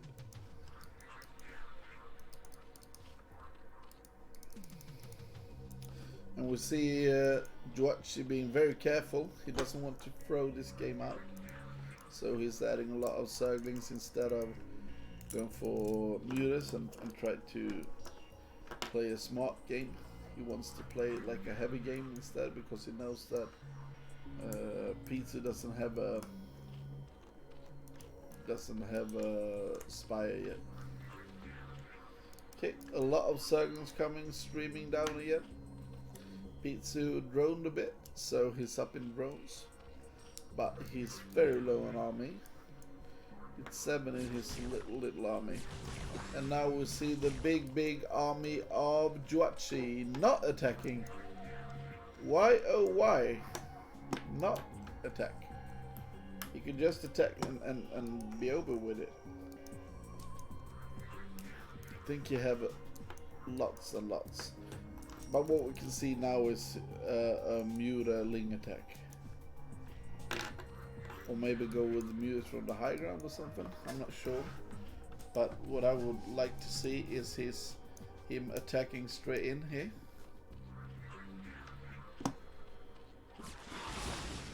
Okay, yeah, this is what you want to do. You want to lower the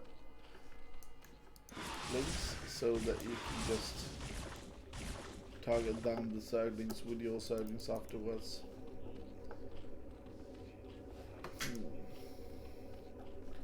I was waiting for something. Let's get in here, kill some Zerglings maybe. Oh, he's tried to move out. I'm not sure that this is a good idea.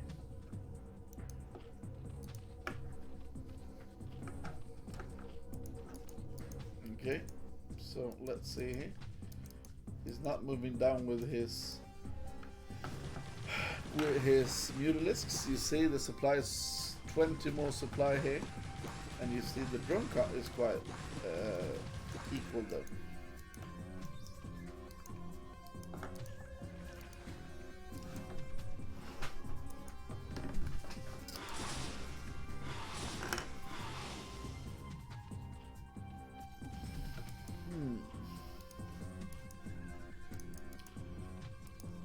Very well played here for Juachi.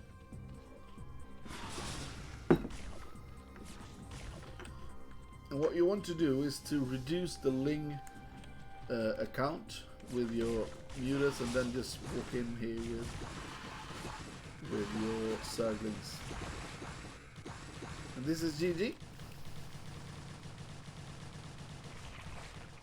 Doesn't matter if he got some Mutas, because now the Spores just dies and he moves on with his Women Supreme army, killing the base. This is so strong here for Zerg to do this kind of stuff. He will get 3 overlords as well. Oh shit! You need to be careful for the Scourge, but it's still GG. So, ladies and gentlemen, we have aQp actually going up in the lead here. So, aQp won that. Juachi 2-0. Very, very good play here from our player Juachi actually. So it's a 2-1 victory there for him. and we have the last game, and that will be oh, that's Giblicha. You were in the stream before. Are you still here, Giblicha? Please give me a shout out if you still are here. No one is talking, so I'm feeling like a little I'm not sure. I just feel like no one is actually here to talk to me or anything. Feel a bit alone. Okay, so we have 2-1 for aQp. Yeah, no, I know. I fixed it. Look, it's an O. There we go. Now everything is set up here, Giblicha. And so we have 2 games more. We have Giblicha versus Juanjo something. Oh. And then we have the team play as well. And I think Giblicha will play in that game too. So that will be CC versus CP. So right now we will have a short break because I need to dash some water into my face and set up for the next game.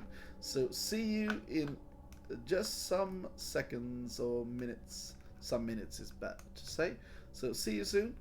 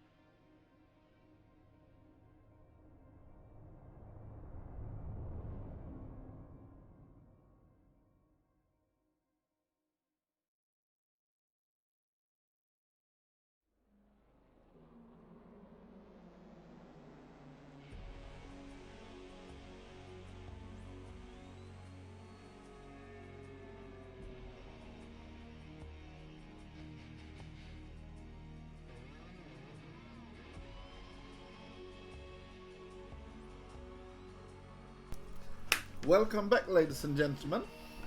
We will have the last 1-1 for this evening soon here. It will be the Protoss player Giblicha versus Juanjo 0. And I will start this game soon here. And you see, this is very important here for Giblicha to win it, to even up the series. And he's in chat if you want to say anything to him. I think I played him some in the ladder, and I think he got angry with me. He's usually winning against me, but I believe I won like the last game we played or something. And he can defend himself if he wants to, but I remember me going for this weird all-in strat, and he said that like that I played. If this didn't work, I will lose the game, so why do it, and blah blah blah blah blah, something like that. I'm not sure if it was you, but I think it was you, Giblicha, and I didn't even respond to it actually. But you are here to defend yourself, so no problem, man. No hard feelings. Sometimes you are in a game and stuff happens, but I'm not sure it was you. But maybe it was, maybe it wasn't. But let's get into the game anyway. And as I said, we have a 2-1 lead here for aQp. So in the top left corner we have the player Giblicha from AP from Czechoslovakia, no, Chechenian, something like that. And we have versus the aQp player from South America, Peru. And I have no idea how good the Peruvian player is, but I know Giblicha is quite good. I played him, as I said, and he played very well. I think he's an A player, A ranked. And I'm not sure how Juanjo is ranked, so let's see here.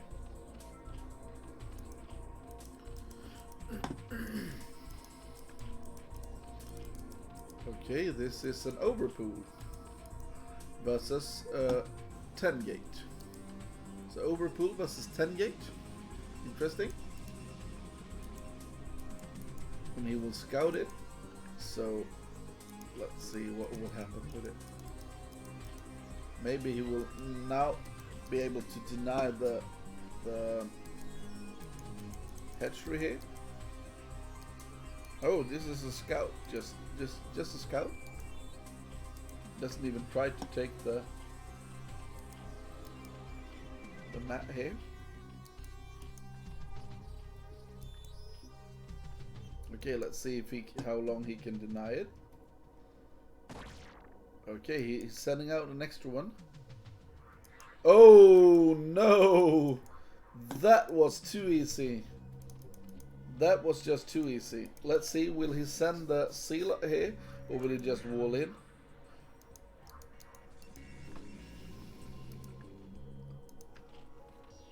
That was too easy. He will not even send the sealer.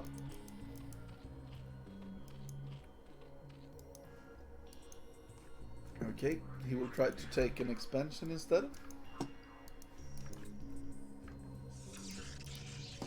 Oh! Very, very safe play here from Giblicha. Maybe he was a bit scared of the Zerglings coming in here.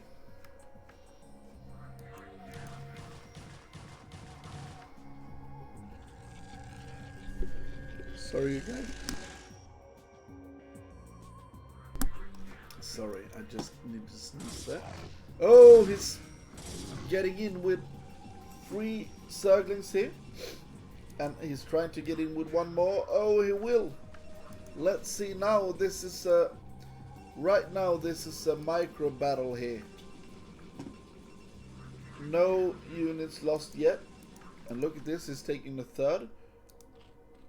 Quiet off to the side. He's not taking the Normal third up here.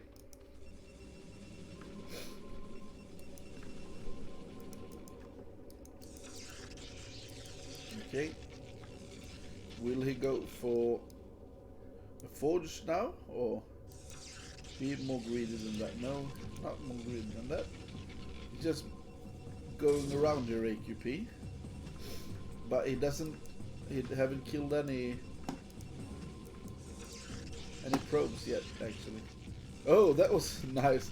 He just got the probe straight into the mineral line to not risk it die. Okay, one more Zergling dead. Okay, now he's trying to get in there, but he didn't kill anything. Oh, this was not worth it for aQp. For Juanjo. He needed to make a lot more damage here. What is going on here, actually? This is very, very bad for him. But the tech is very, very late for Giblich, yeah, I believe. He really needs his cybernetics core coming here. That's quite late, but look at this. This didn't do anything for Juanjo, this running around. He didn't even put off mining. And now look at this. 4 zealots are coming in. This is not enough against 4 zealots. And no micro whatsoever there from Juanjo. What's this? He's just falling apart here, it looks like. Okay, 1 drone goes down. Oh, he's been too greedy. Look at this. He doesn't have anything. Spire coming, but this is a lot of zealots, and 2 more zealots are arriving here. Oh, this is not what you are used to see. He had all the scouting ability in the world. He just, yeah. And look at this. He's using his hatchery as a wall. So he's using the opponent's hatchery in a great way. Now maybe he will fall. Oh, but he's sending so much more zealots here.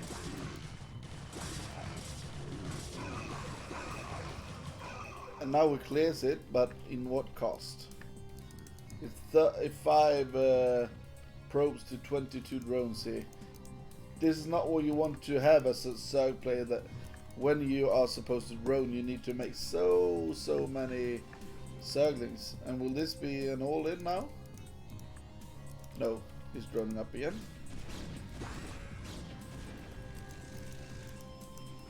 And you see, Great Wall here. And an extra cannon over there.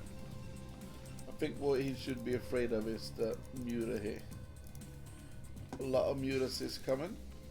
Or maybe it was not a lot, but some mutas are coming in here. But it doesn't match, I believe. I think he won't be able to kill a pro player, but I would like 1 cannon over here. Maybe 1. Yeah, these cannons are okay, but I think he needs 1 more cannon. And I don't think he saw the mutas actually. And it's only making 1 Corsair against this. And now we'll see 3 mutas just going in and picking off probes in his main. Because he was a bit too greedy with not making this cannon earlier. Now we forgot to cancel it. He only have 1 Corsair.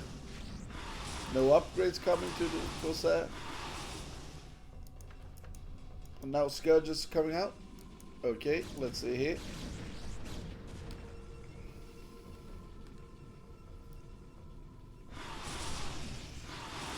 And he's doing this counter-attack that's so popular. I would like him to split his units a bit more. Okay, we see him try to just poke in. I think he needs to go back because of the huge amount of Zerglings and oh no no no no no no no no no! He will lose all of this. There's so many Zerglings, but he doesn't use them all. So many Zerglings. And now he's trying to get in with the DT, but good placements of Overlords here. Here he needs to get in with the DT because we have no Overlords over there. Actually, Joanjo goes up in a supply lead here. I'm not actually sure what happened here. I thought that BWCL played a great game from the start. He just poked in, attacked, used this ramp, then he just moved out, got got surrounded, and lost a lot.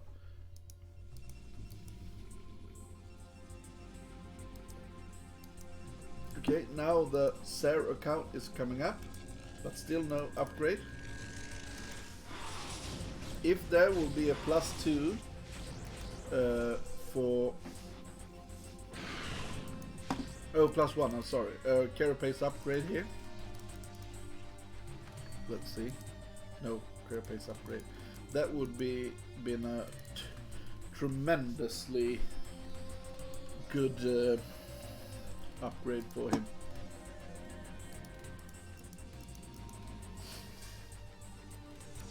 Two Sairs. I'm not sure what the follow-up will be to this. Oh, now we see the gateway explosion. Let's see how many. 1, 2, 3, 4, 5, 6. Yeah, so 7 gates. Maybe this will be a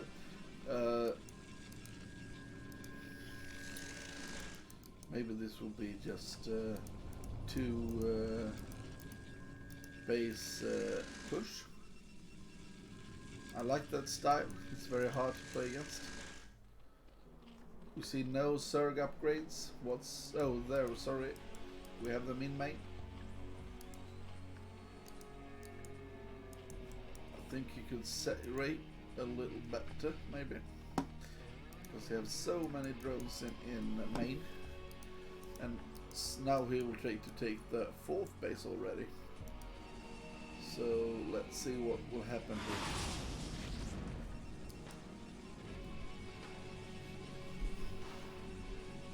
Will he be able to pick off the Corsair with the Scourges? And then pick off some Templars.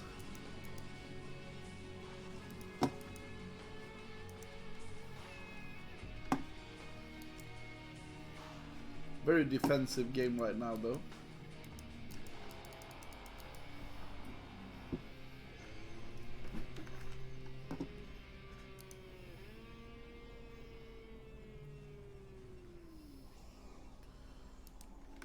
Thanks everyone for watching.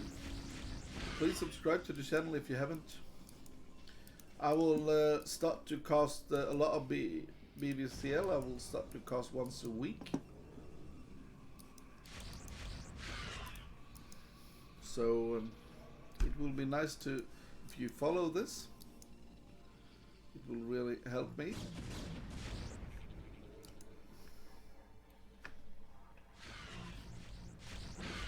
Oh, all the Scourge! No, no, no, BWCL, you can't lose all the Scourge because now I think he really needs to make damage with this attack, but where's the Observer? And this is what happens when you lose your Corsairs. They will just start to pick off your Templars. And now he attacks without Observer. This is going really sour for our Protoss player actually. And now he's losing a lot of units. And we see that Zerg is up to 4 bases already. Hive is coming. We see the 1-1 is coming. A lot of shenanigans going on here from our Zerg player, just making this move out. I don't like this move out whatsoever. but thing that saves him is the missed observer. But now the observer is here, and now the observer sees what's going on here.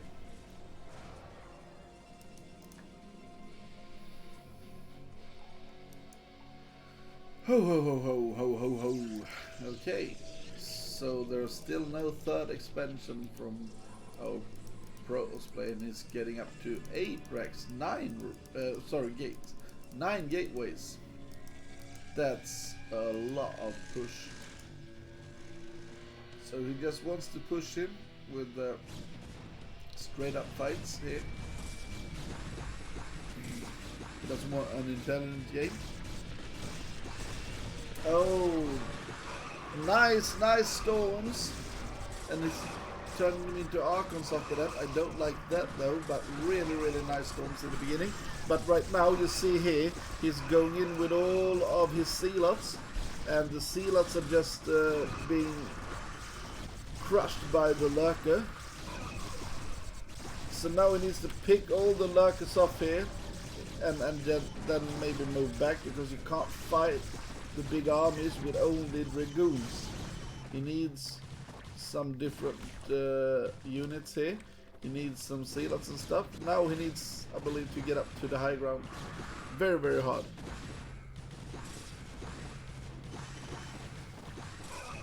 I totally agree with you, Gibicha, that you should not have just attacked into that. After you lost your Zealots, just go back. But here, now you're being really crushed here with these Zerglings coming all over the place. A lot of Zerglings. And the problem when you do an attack like he did here, that was he just moved in with all his Zealots before, getting them crushed, and then tried to move back after that.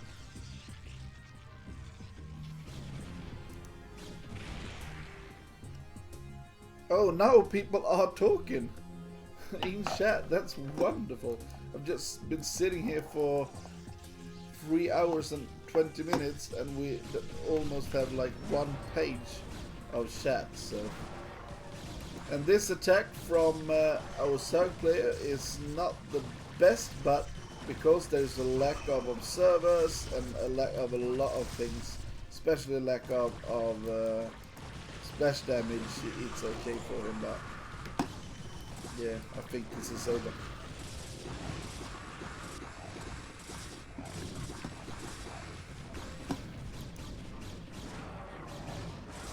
A lot of cracklings and lurkers are just streaming across the map. Very good grades here from Zerg as well. He's upgrading all the time, you see it. Oh, this is interesting. You can explain this to me, Giblicha. Why did you go for +2 armor before +2 blades? I've seen this more and more, and I know Artosis and Tasteless talked about that in ASL, because Snow did it, I believe. Yeah, you started with +2 armor before you made +2 blade, +2 attack.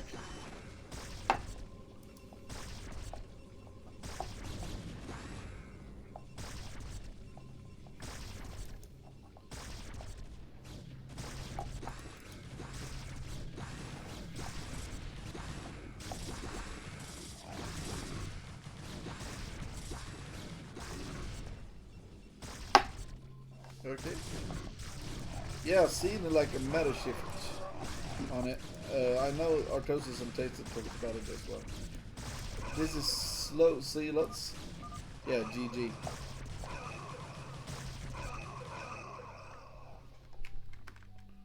Okay, so what we have is a 1-0 lead here for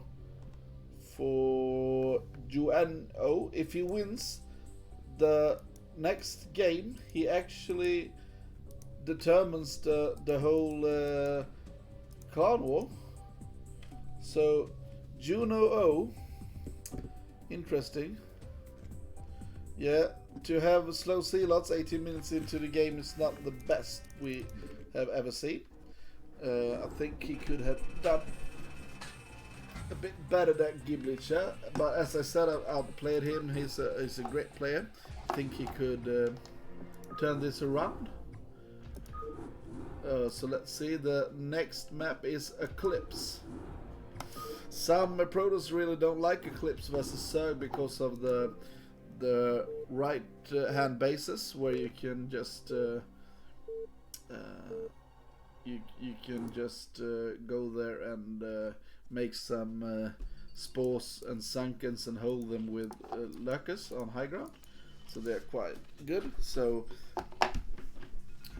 interesting that he picked this map for the next game. Oh, sorry, I was putting on some speed there. I'm not supposed to do that. It was just a thing that you usually do when you go for replays. You just up it to X4 in the beginning. Sorry about that. It was just like a reflex from me. So let's see what's going on here. Giblicha is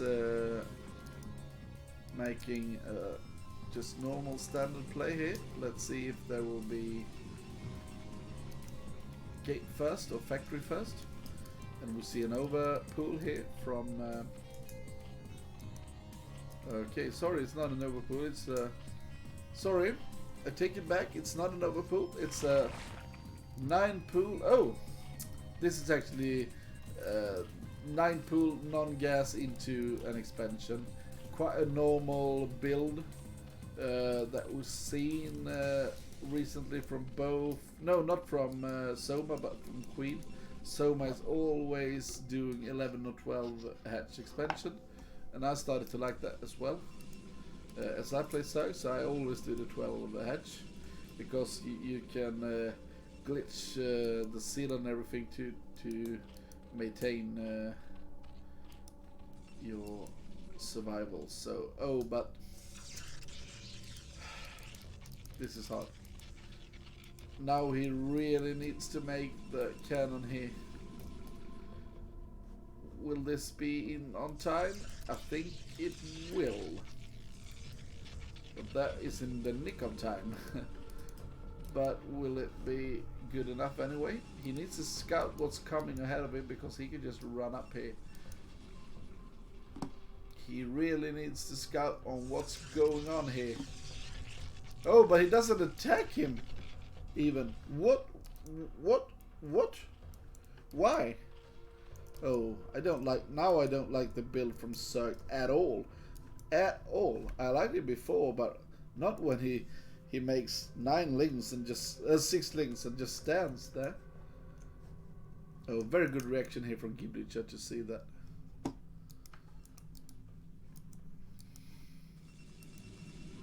Very, very good reaction here. And is this is some weird playstyle here from Joanjo. Will it be a Ling all in, or what will it be? Maybe, yeah, there. This is a 2 hatch Muta maybe?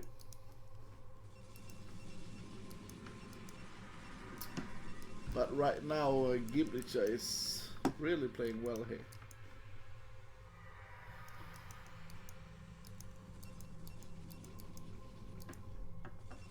I would love to go for some scouts.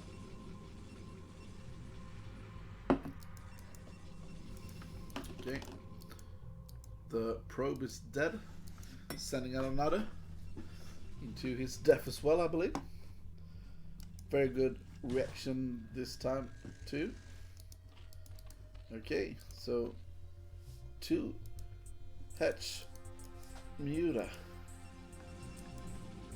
Will he know about this? He doesn't know that there's not a 3rd. He haven't scouted it yet. But what he knows is that someone is really not want to be scouted. Look at this. 3 idling drones to not go down. Okay, so we have the lair, yeah, and we have the spire. Oh, and he will skip the. I think he actually will skip the Corsairs here, Giblitcha. Will this be the all-in goon style, or what will this be? Interesting.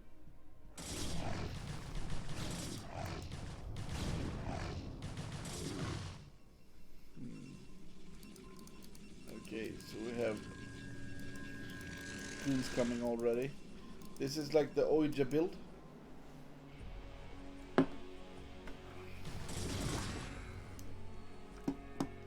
So it will be like 6 units coming out. This is almost like you play when you play against the Terran. But what we will see is this strategy with the mass. Oh, this is interesting. It's actually starting with armor this time. So this will be so many dragoons coming out, and he will try to pressure him with just dragoons. But Mutas is very, very movable units, and they can go around and press up and stuff like that. So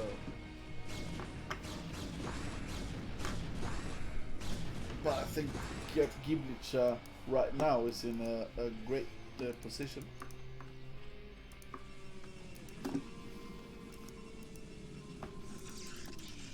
And more goons are actually coming in here. Mutas is flying out. Oh, we see 1 cannon. And will he pick off? Oh, this is a lot of Sankens.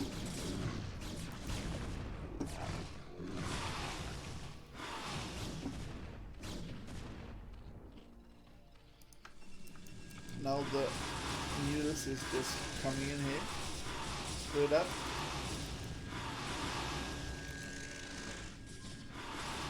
Let's see how much he will lose here.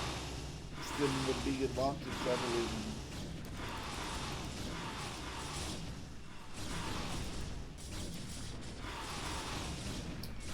Interesting. He's trying to just straight up battle the goons with the Hydras. The DPS is really, really low on the dragoons.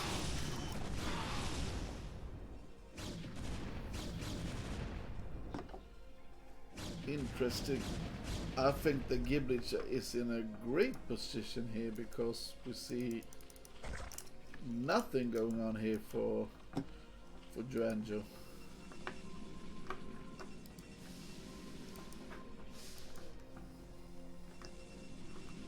Nothing is going on for him.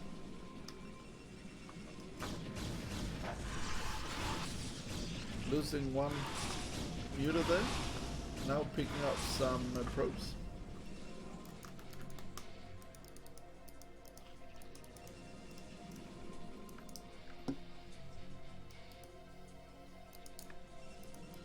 Okay, so the follow-up here will be Archon and Speed Zealots, I believe, anyway. And look at this, it's just losing Muta after Muta after Muta. What is going on, ladies and gentlemen? Joanjo just straight up losing this. And now he realized that how easy this is to abuse this position, but he's lost too much already.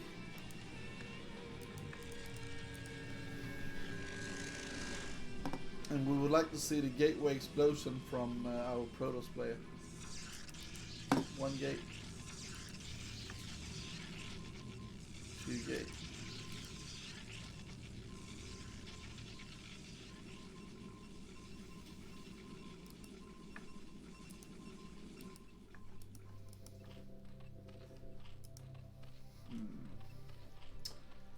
Interesting though, we see no third here from our Zerg player.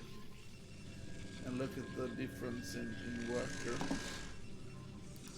I think that Joanjo needs to give her the Gimlich a bit to not just fall apart here.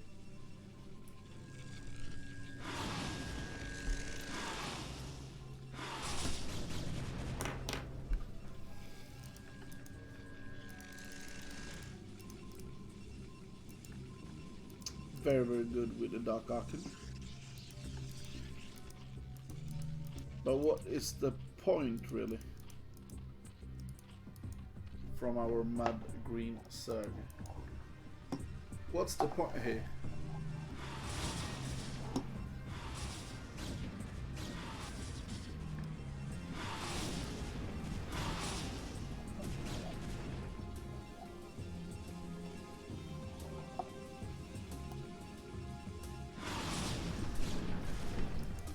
I think that,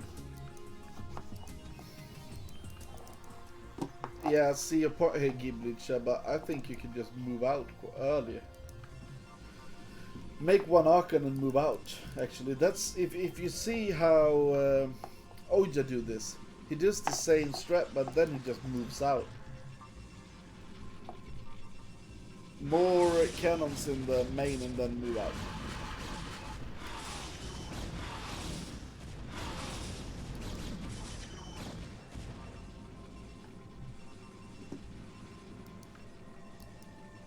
Okay, let's see then if he will move out here then.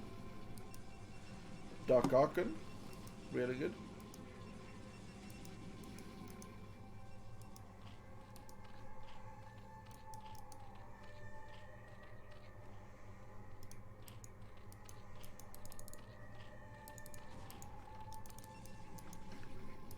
And now we see the big move out here. A lot of units from our Protoss player.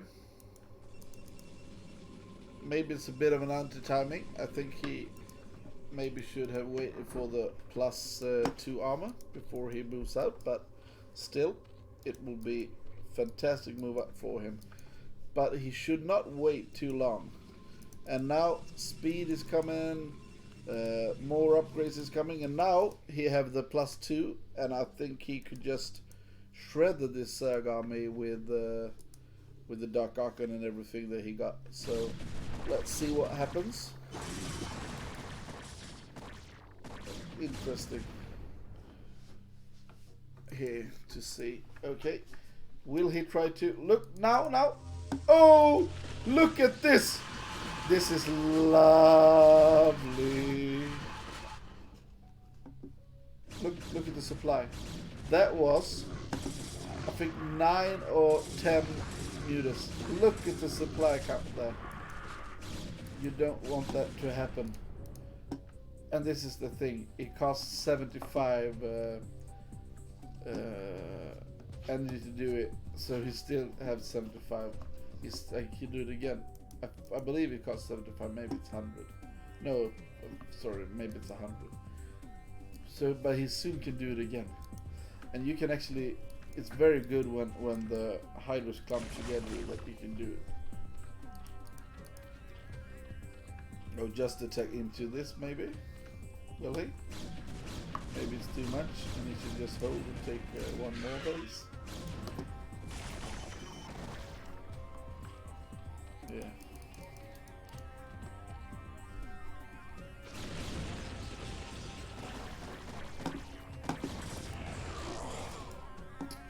Some good pickups by Zerg there, but that's not the story of this game. Oh, look at this, look at this. It's only, oh, I was right before. It only costs 75 to do that. To do the Maelstrom. Oh shit, it's a good spell. It's a good spell.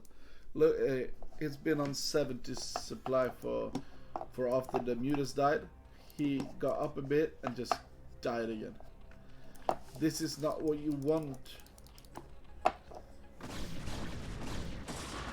Oh, and the great storm here, and Gibisha is just attacking and winning here. But now he needs to control this good. Really good storms. They just obliterate everything. Now moving forward with sea lots. This is actually GG, ladies and gentlemen.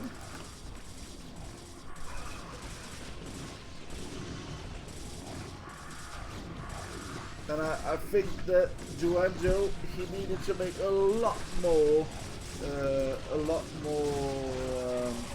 damage with the early muta. He doesn't have anything. When you look up, you see display on 35. When you play, your heart is just falling apart. Yeah. There we go. There we go. That was like... That was very, very good play here for our pros player. He obliterated him. He didn't take a lot of damage versus the mutas, and we have a series on our hands once again, and that's what we want to see.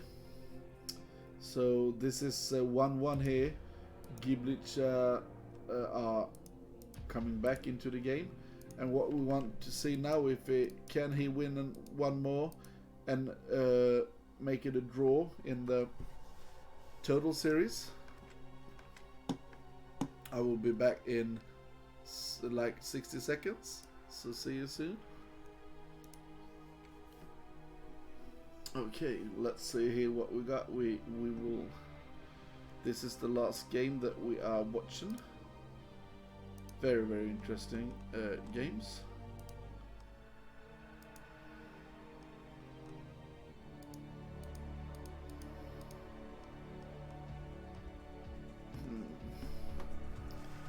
So it was a great game from Giblich, yeah, that we just saw there. It's getting really, really hot in the room where I am.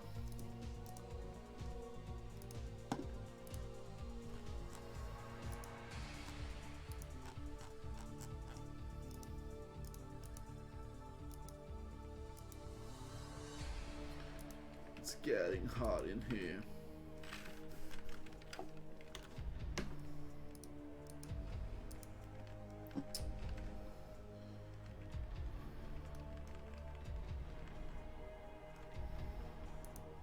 Okay, ladies and gentlemen, I'm happy to see all of you here. I'm not sure if you noticed on my Twitch, I think I have added some like noise things that you can do if you want to. If you cheer, you can like press and do some noises and stuff like that if you go to about me or something, and then you have this noise things that you can try to do. Yeah, some silly things like farts and stuff, but you can actually try that out. Okay, so what we have now is the last game, the last one-on-one game to this evening.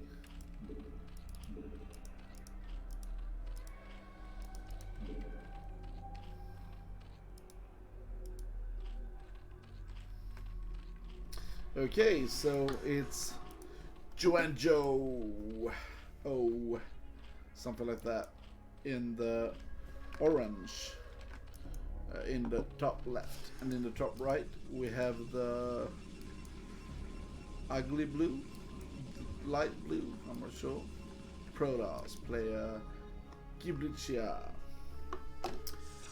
Let's see here, BWCL Giblich, something like that. Okay, so will he do the goon strategy again, or will he go for the 10 gate? It looks more like a forge opening. Yes, maybe it's a Nexus opening. Okay, it's a straight overpull here from Joanjo. Many sides like it. It looks like Joanjo doesn't want to risk going for hedge first.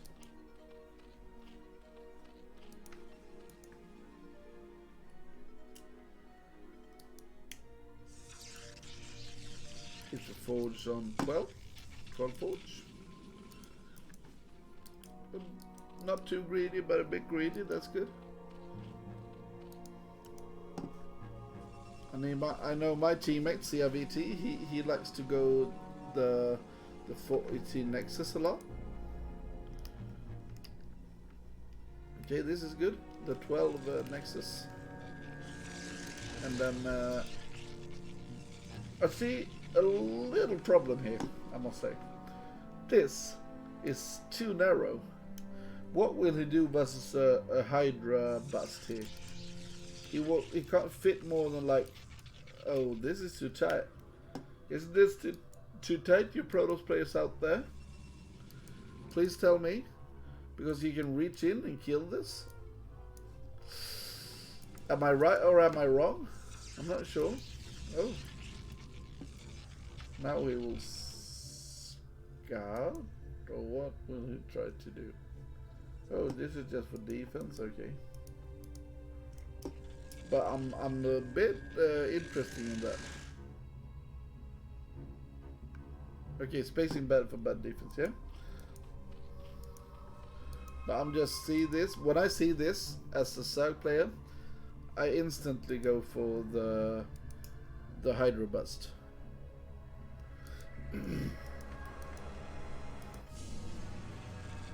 Let's see here. Oh no. Very, very good here. Oh no. Oh, 4 Zerglings actually coming in, and no Zealots or anything is done.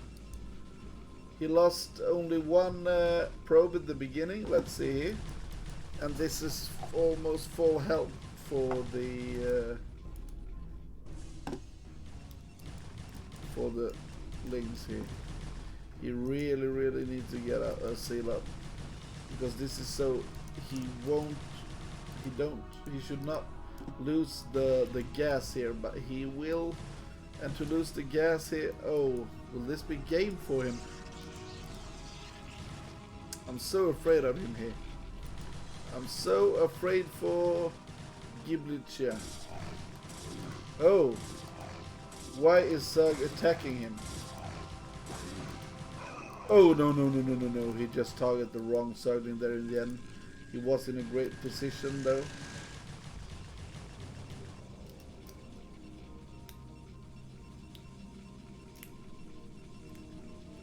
He really needs to get something going for him here.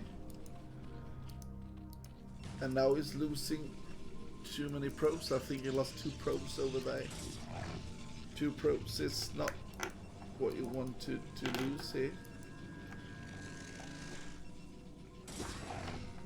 Okay, let's see what the Zerg is up to. Will this be... We don't see the gas taking yet, but it still easily could be a muta play. I think a muta play here is superb, because he's so late. I would like a 2 starport style of play, if he's not afraid of dying to the Hydra bust. Oh shit, the Zergling is still alive, but now it doesn't hurt anymore. Okay, he's getting out.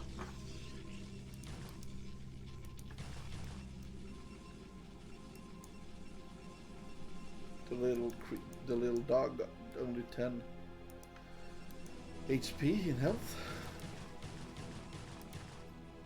This is good. Very, very good. Just walking in there, and you see this will be some mutas coming. Oh, as I said, I would have loved 2 sets of starports there.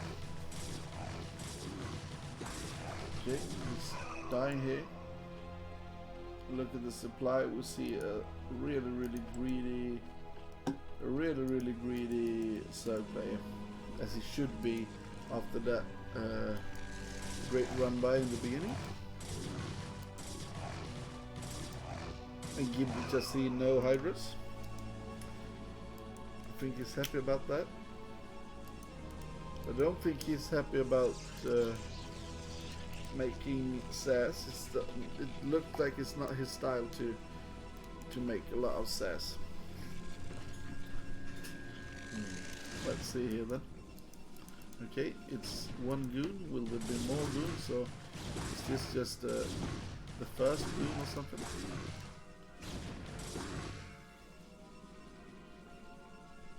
Yeah, I understand the seal that was just for scouting, of course, because you were afraid of the bus because of the wall and stuff. More Zerglings are coming, and we see actually no Mutas.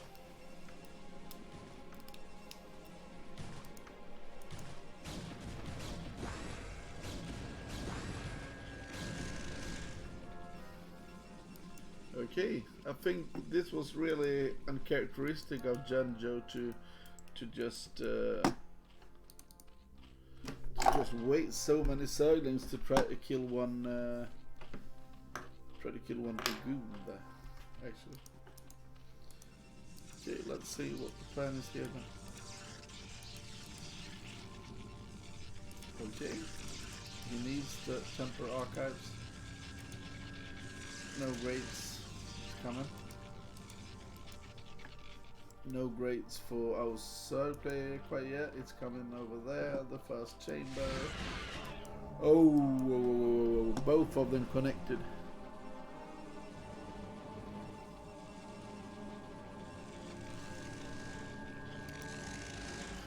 Hi there, Lucky Noob. Thank you for joining the chat. This has been a quite interesting stream this day with no people talking to me. I like when some people say something in the chat anyway. Okay, so let's see here. 1, 2, 3, 4, 5, 6 gates. Just getting up to that.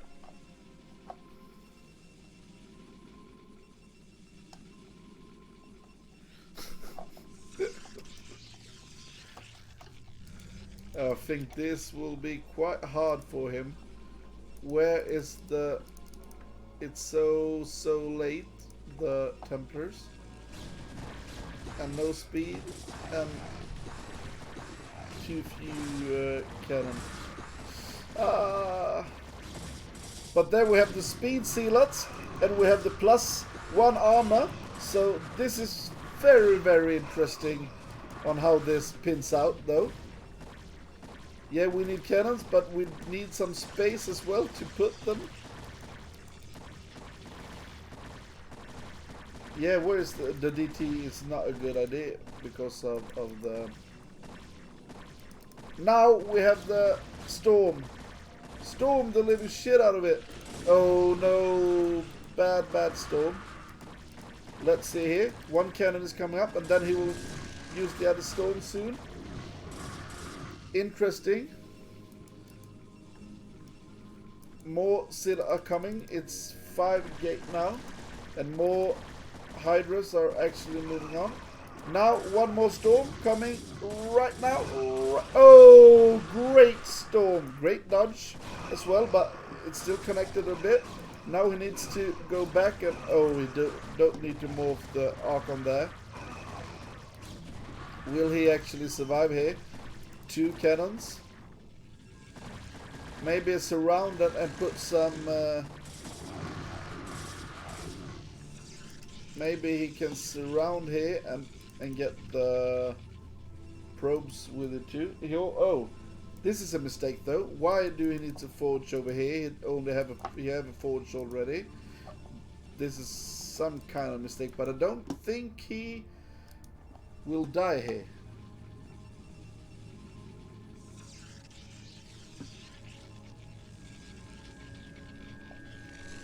This is interesting though.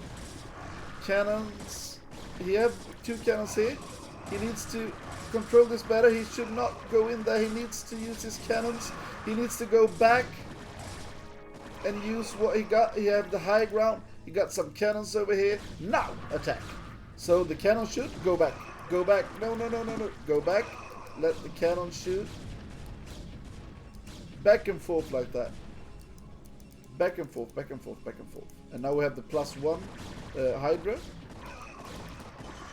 Oh no, the temper should stay back. Oh shit. Oh, the macro just slipped there for just a bit. And that was enough. Two storms are done. One more. Oh, great storm. This is not over yet, maybe. Make it into an Archon. Yeah. Where's the probe attack? Oh, he needs the macro here. Better. Shit. Maybe it's over.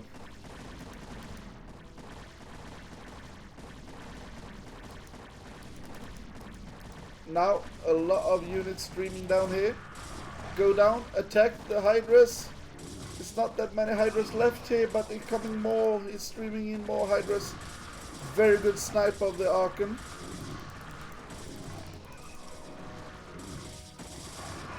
Look at that.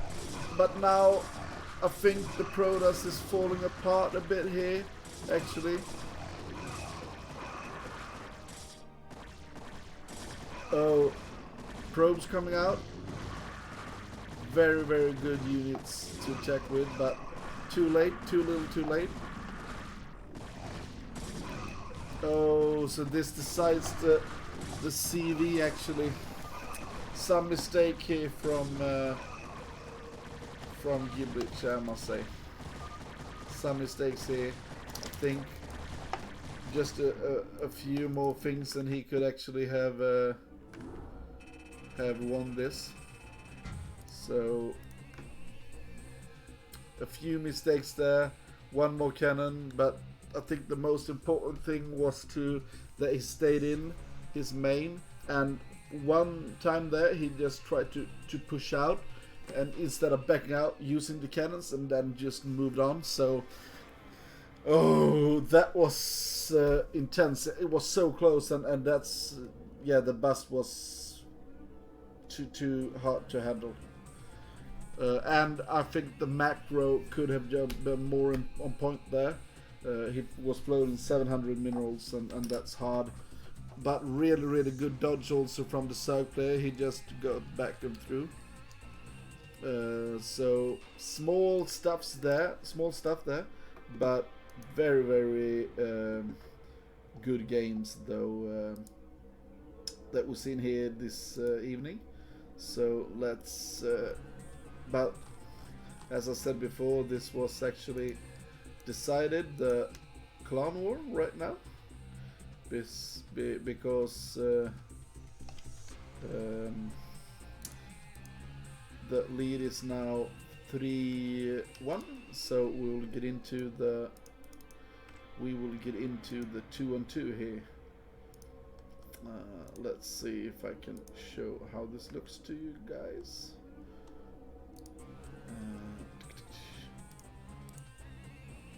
So it's been quite even though. If you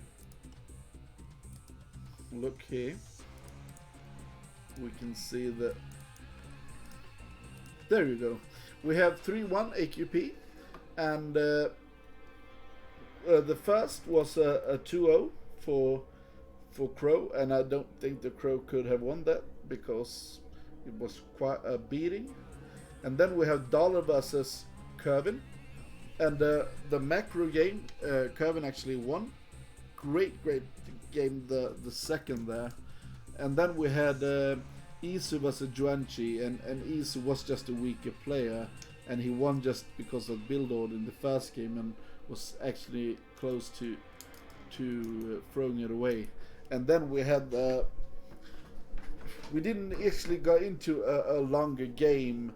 Yeah, maybe the first game, but Gibblich he didn't upgrade the speed and made some mistakes in the first game, and in the second game Drenjo played as you do versus Terran and two hatch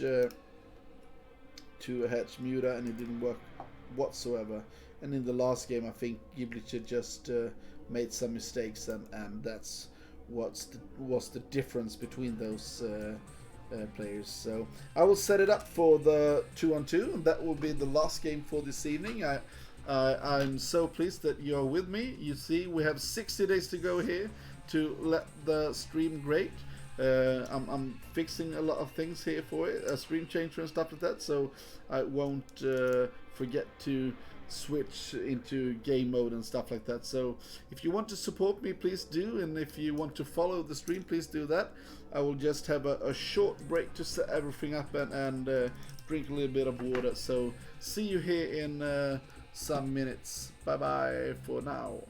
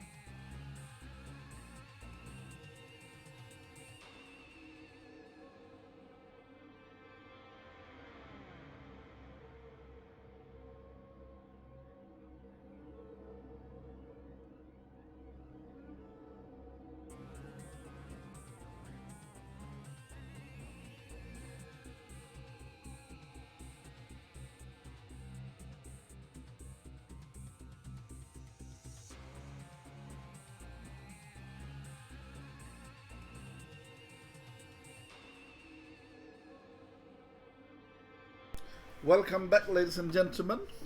We have the last game for this evening, the 2-on-2. It will be Giblicia and I think it was Ishu versus Juancho and Juanjo. So let's get into the last game for this evening, and thank you all for watching. It's been lovely to cast with you all, and as I said before, this will be like a thing for me. I will cast this more and more. So I would be really happy if you wanted to stream in for me and watch in when I stream some games. I will actually start to stream like once a week here for the BSL. No, sorry, not the BSL, the BWCL. So I hope you will enjoy that. Let's get into the 2-on-2 here, and we will make it red versus blue. And let's present the players. Oh, sorry, we need to do this before we can do it in that way. We have, oh, maybe I will have those colors. Okay, let's do these colors. If you want me to change it, you will type that to me. What we see here is the first team. It's the blue Zerg, Juanxi, and the orange Zerg, Juanzhou, versus Giblicha and Pisho. So that's what we're having. So it's a CC versus a CP. And that's quite hard, especially for the Zerg player here. And this is ringing blooms. So you can make a defense on these cocoons here. You can make sunkens there. And you have an extra base that you can use over here. So it's quite easy to expand, but in this case it can be quite difficult for Pizzu because of how this game is heading out. But let's see what they are doing. Okay, this is interesting. It's an expansion from our blue Juanji, and it's indoor hatchery from Juanzhou. So it's actually non-aggressive whatsoever, and we see Giblicha making straight cannon here, and the only person that makes a 12 pool who's a bit afraid, it looks like, is Pizzu. Oh, and he's making a sunken here, yeah, because he's so afraid of what could come. So this is very, very interesting style, and we don't usually see the cannon style on a 2v2, but maybe he feels he needs to do it. Okay, so this is a sunken over here then, under here. And we have a hatchery over here. And here we have just lings. And let's see if he will make... Okay. We see speed here, but one drones keep on mining gas. This is weird.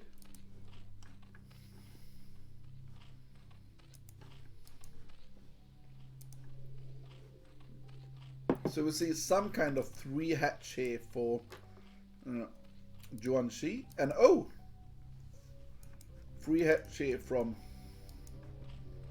Juanzhou as well. But now he's, oh, maybe this was a mistake then. The thing is, for this to be able to happen, they know the Zerg player, that the 2 Zergs, that they will be afraid of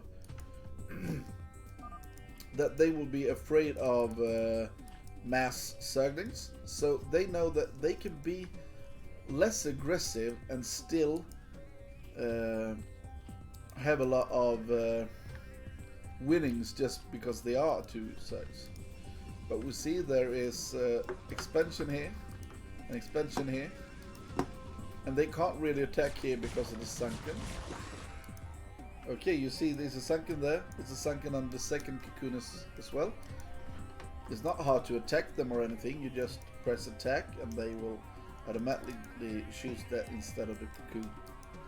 So it's not like it's extremely hard or something that you can't detect them. It's just because you should be able to not need to build a hatchery here to defend it here. Okay, so let's see. They will try to attack anyway. And now they can just run in.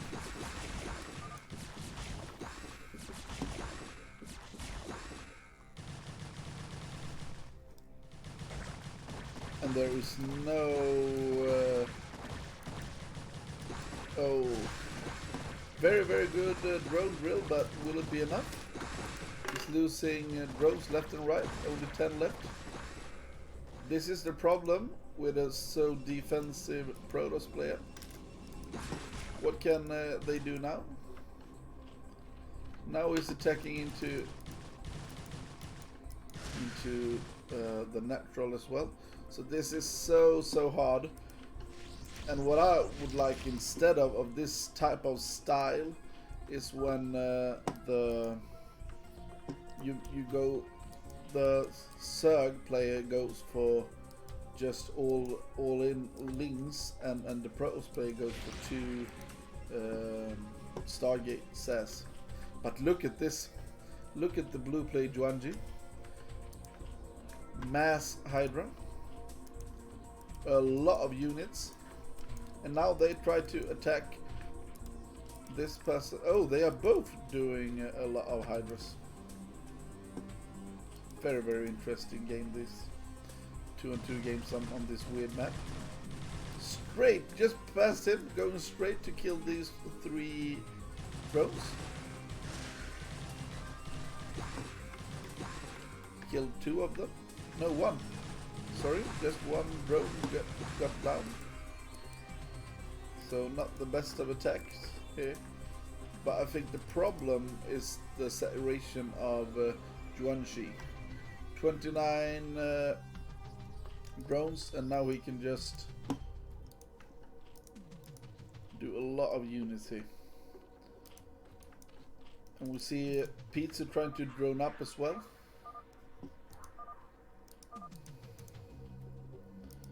A lot of units streaming down to our Magenta Zerg.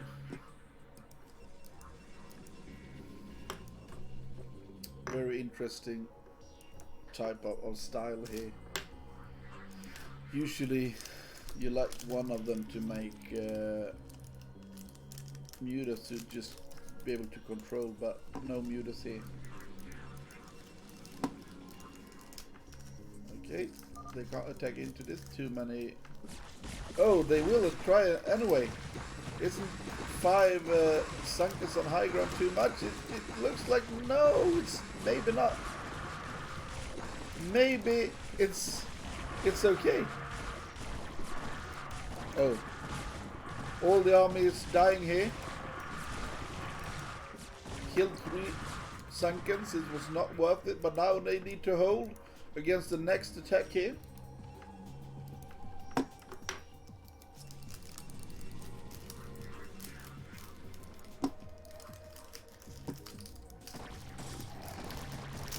And here we have the speedlots. I think a wall of speedlots here would be great. He needs to move with them, he can't attack with them.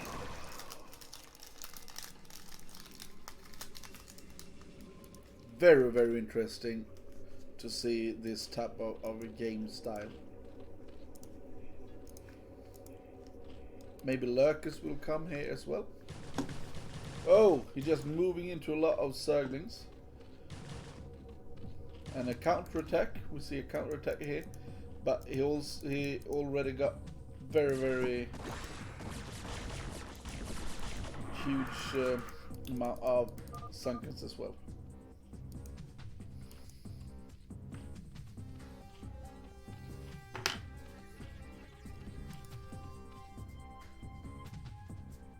He looked like blue are the one to boss around his compadre. He just attacks into this again. This is so many Sunkens. But It's so many hydras as well. Where is the units from our magenta? Oh, I don't think that Protoss can be that happy with him after losing unit after unit here. Now he needs to make more Sunkens again, but the money is running out. He's on 13 drones. Very bad echo. And now one more attack is coming. They need Tempers to handle this army. Now I think the Zerg will die. Will Protoss give up, or will he try to take a third base and battle this out? I think it's over. Yeah, Lurker Tech is coming as well. The Lurker Respect. GG. Let's see if he gives up or not. Oh, he gave up. So that was 1-0. Yeah, sometimes that happens. It's really hard to do anything against that on that map, I believe. But I think that actually as I said, what I like is that you go for the mass ling, and the Protoss goes for 2 Stargate and slowly get up to try to hold or something, or you can he can cannon you. But on that map it's so weird, so I'm not sure if normal things apply to that style. That's the problem with it, because it's such a weird map with the sunken possibilities and everything like that. So yeah, I'm not sure that it actually it will work. Okay, let's get into the second game. It's Shakura Temple, but the first time we've seen that today. It's an interesting map. I'm not really sure how that plays out in 2v2 either, so let's see here what colors we have again and so on. We have, okay, let's go. We have upstairs, we have the Juanzhou O in the orange, in the mud ugly green or something. We have Juachi. Okay, and then we have Isu and Giblicia on the bottom. So top versus bottom, literally in this game. Let's see the openings for the Zergs here. That's usually what's interesting here. A normal 2-gate maybe for Giblicia this game. Will he try to like cannon up the expansion here for his compadre, or will he just make like a 2-gate style? Okay, they say 12 pool full of overpool lair. Okay, so he will make overpool lair, and he will make 12 pool all out ling, and this is a 9 pool, and this is a gate. Oh, he just said overpool and he made 12 pool. Oh, sorry, he was the one that made the overpool. So he'll make, I think, quick lair and try to hold, and he will just try to hold them to survive. Okay. Will this be speed, or will this be something else? Will this be a lair or speed? It will be speed. And there we go with speed. One too many mine, but it's okay. And I like this type of style that they play. It really looks like they know what they're doing, because now he walks out, will just not work. And you see here, oh, he will try to take an expansion. They are very, very greedy Zergs, this.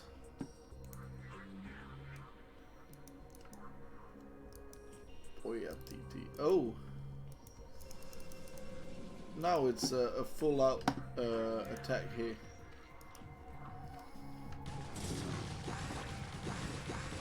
Will this actually be? I think the two Zergs are having a hard time here. They are too greedy. That's for sure. Is this just GG already? Yeah, a bit too... Oh, he doesn't need to do this. Shit, that was very, very, very greedy play. And you see, no units here. Straight up trying to take the left. You see, he's dead. And now he's losing two drones. Maybe more. 3 drones. 4 drones. This is GG. This is over. This is over.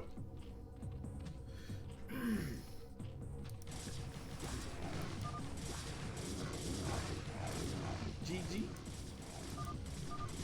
Yep, this is over. Oh, that was a quick one.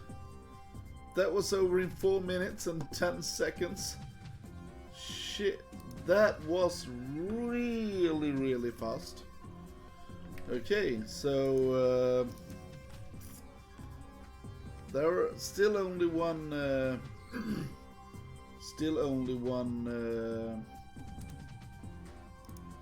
game that ended in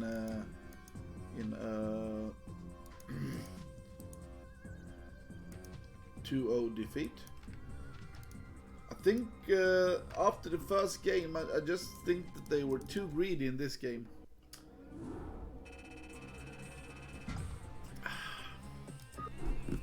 Let's see what will happen in the last game for the evening, ladies and gentlemen. Very, very pleased to have you here, and it will be Polypoid. I don't think they did have a choice. That's the only 4-player map left in the map pool on BWCL. So let's get into it and let's see how this will pin out. So we will have the... Oh, now we will have left. Oh, that will be aPeZu and Giblicia versus Juanjo O and Juanji. So, and they will be on the right side. And this map will be Polypoid. Yeah. So let's see how this will pin out this time.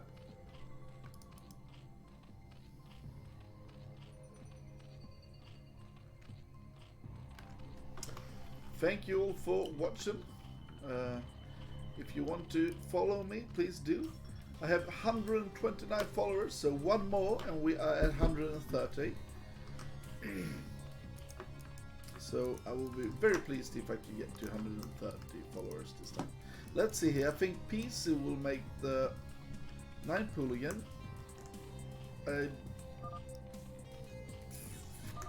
On this map, the rush distance is quite far on this map. And we see none of them making like an over pool, looks like. No. So maybe 2 12 pools or 12 hatch or something. Okay, gateway here from 1 gate. Looks like 1 gate from Glibicha. Now the 2nd gate comes. So it's 9-9 gate and a 9 pool. They will try to be aggressive again. And they will play against 2 hatch indoor. Interesting.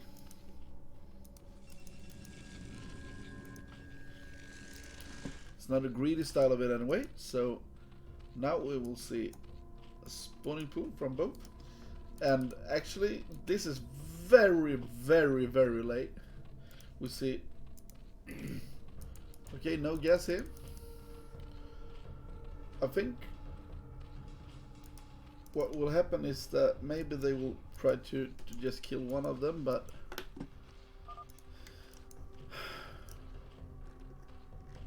Zerglings, yeah. Okay, making a sunken. Are they attacking one each? Yeah, they are. Not the same.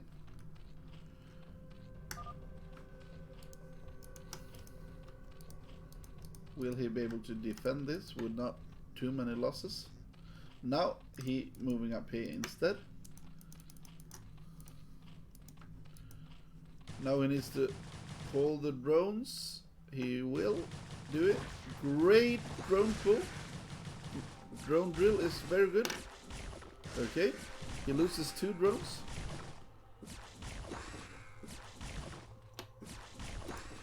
Two drones. Okay. Oh ho! It's an echo chamber. I think actually this was a great hold for the 2 Zergs, because now it's so hard to do anything against what's coming. Now we can make one more sunken here, and it will be easy for him to hold this.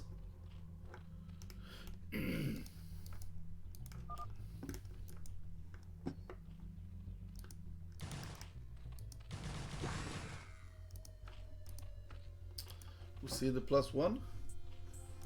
I think Piso maybe needs to make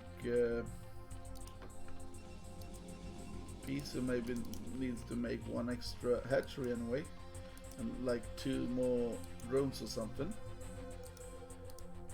But the +1 attack is really good. That's not good though.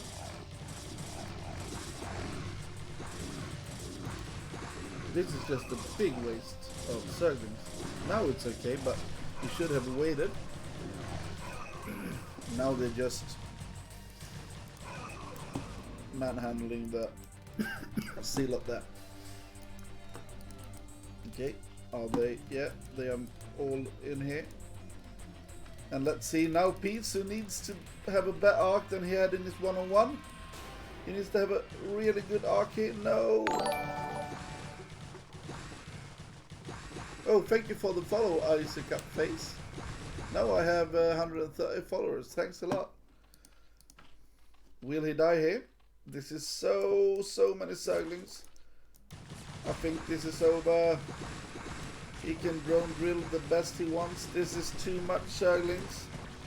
The +1 is not done yet. This was a miscalculation. GG.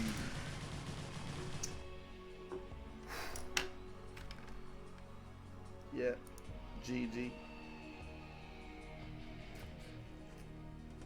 GG, ladies and gentlemen, GG. Okay, that was interesting. That was so close.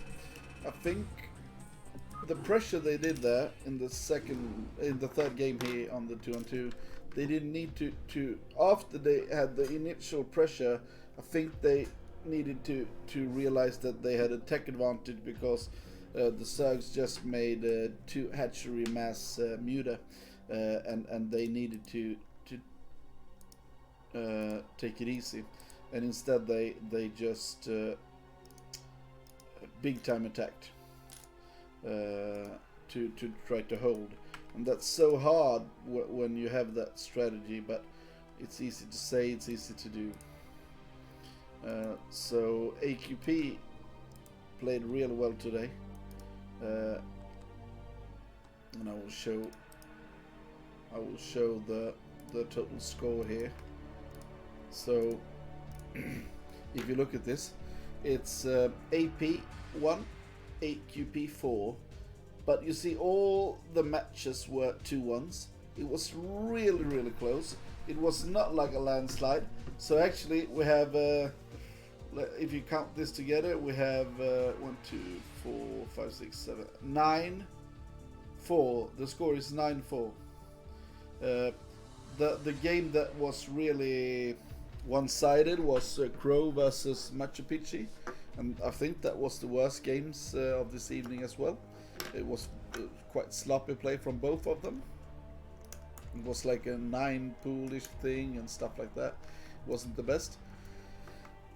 And I think the best game we had today was the BWCL versus the Juanjo. They were some interesting games. So yeah, there was a lot of people streaming in now late here, but I think that the cast went all right. What I want to say before I leave here, I will just give you 1 minute break, and then I'll come back and give you some things to look forward to. Okay, let's see here what we got.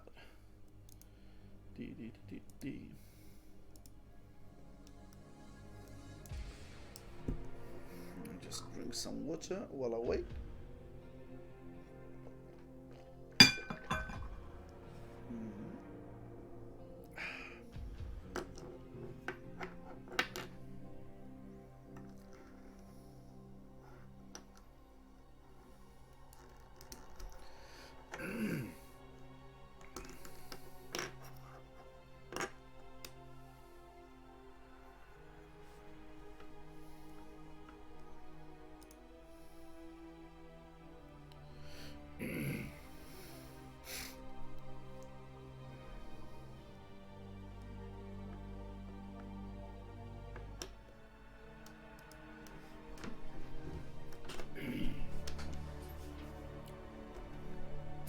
Okay, welcome back, ladies and gentlemen. What I will say is that I will start to cast BWCL like every Thursday, I believe, from 8:30 forward or something like that. So this will be more of a regular thing for me now. So please follow me on that, and I hope I will have some high tier games as well. I'm not sure what the rules are there for the casters, but I want to have some really nice games as well to follow through. And I believe that this was okay games, but we didn't have a lot of long macro games today. We have one real good game, Dollar versus Curvin, when Curvin won. And I think we had some great games between maybe the second game between the first and second game between BWCL and Jonjo Zero, and that were close. I think both the series Dollar versus Curvin could have turned the other way around, and I think BWCL versus Genjo could have turned the other way around. I think that Juanshi was better than Issue, and I think Machu Picchu was better than Crow, and the team game could have gone the other way around as well. So that was I think maybe they shouldn't, Team AP shouldn't have tried to rush one more time. But what I want to say is that in 3 days, the 2nd of on Saturday, the 2nd of January, the Red Cup clan. The Red Clan. So we will have the Red Clan Cup. I will see. So you will see here. You see it, right? Yeah. This is what will happen. In some days, you will have the Red Clan Cup, and I will stream that. And there's a lot of players already signing up, so please sign up to that to be able to so you're able to watch it and stuff, and I think it will be great. So please look into that. Now I'll just go back here where I were, but this is in some days. And and IC Cup Face, thanks a lot for the follow, and CIA, thanks for the follow and everything. I got some followers, So I'm really thankful about that. But I want to make this cast really great, and I'm really trying to make all of it happen. So if you want to subscribe, please do that. If you want to follow, please do that. And if you want to donate anything, please do that. Right now I'm saving up to get some new things for the stream. I already bought myself a green screen, so that will come, I hope, like tomorrow or something. But they are quite slow right now. But what I want to have is like fix some of the backgrounds and stuff, so you don't have to see the room here. And what I'm saving up to now, you see the $500 here. I want to have like a screen changer and stuff like that. So the money you put in here, almost all of it will go to new things for the stream, to just make it better looking and everything like that. And I'm starting to learn slowly but surely. But it's a lot to do, but I'm doing my best. So if you want to support the stream, feel free to do it. Subscribe, Patreon, you know, everything that you can do.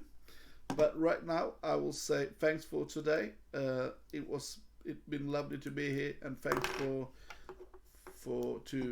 BWCL to let me do this for them. So have a nice night, ladies and gentlemen, and good night. Bye bye.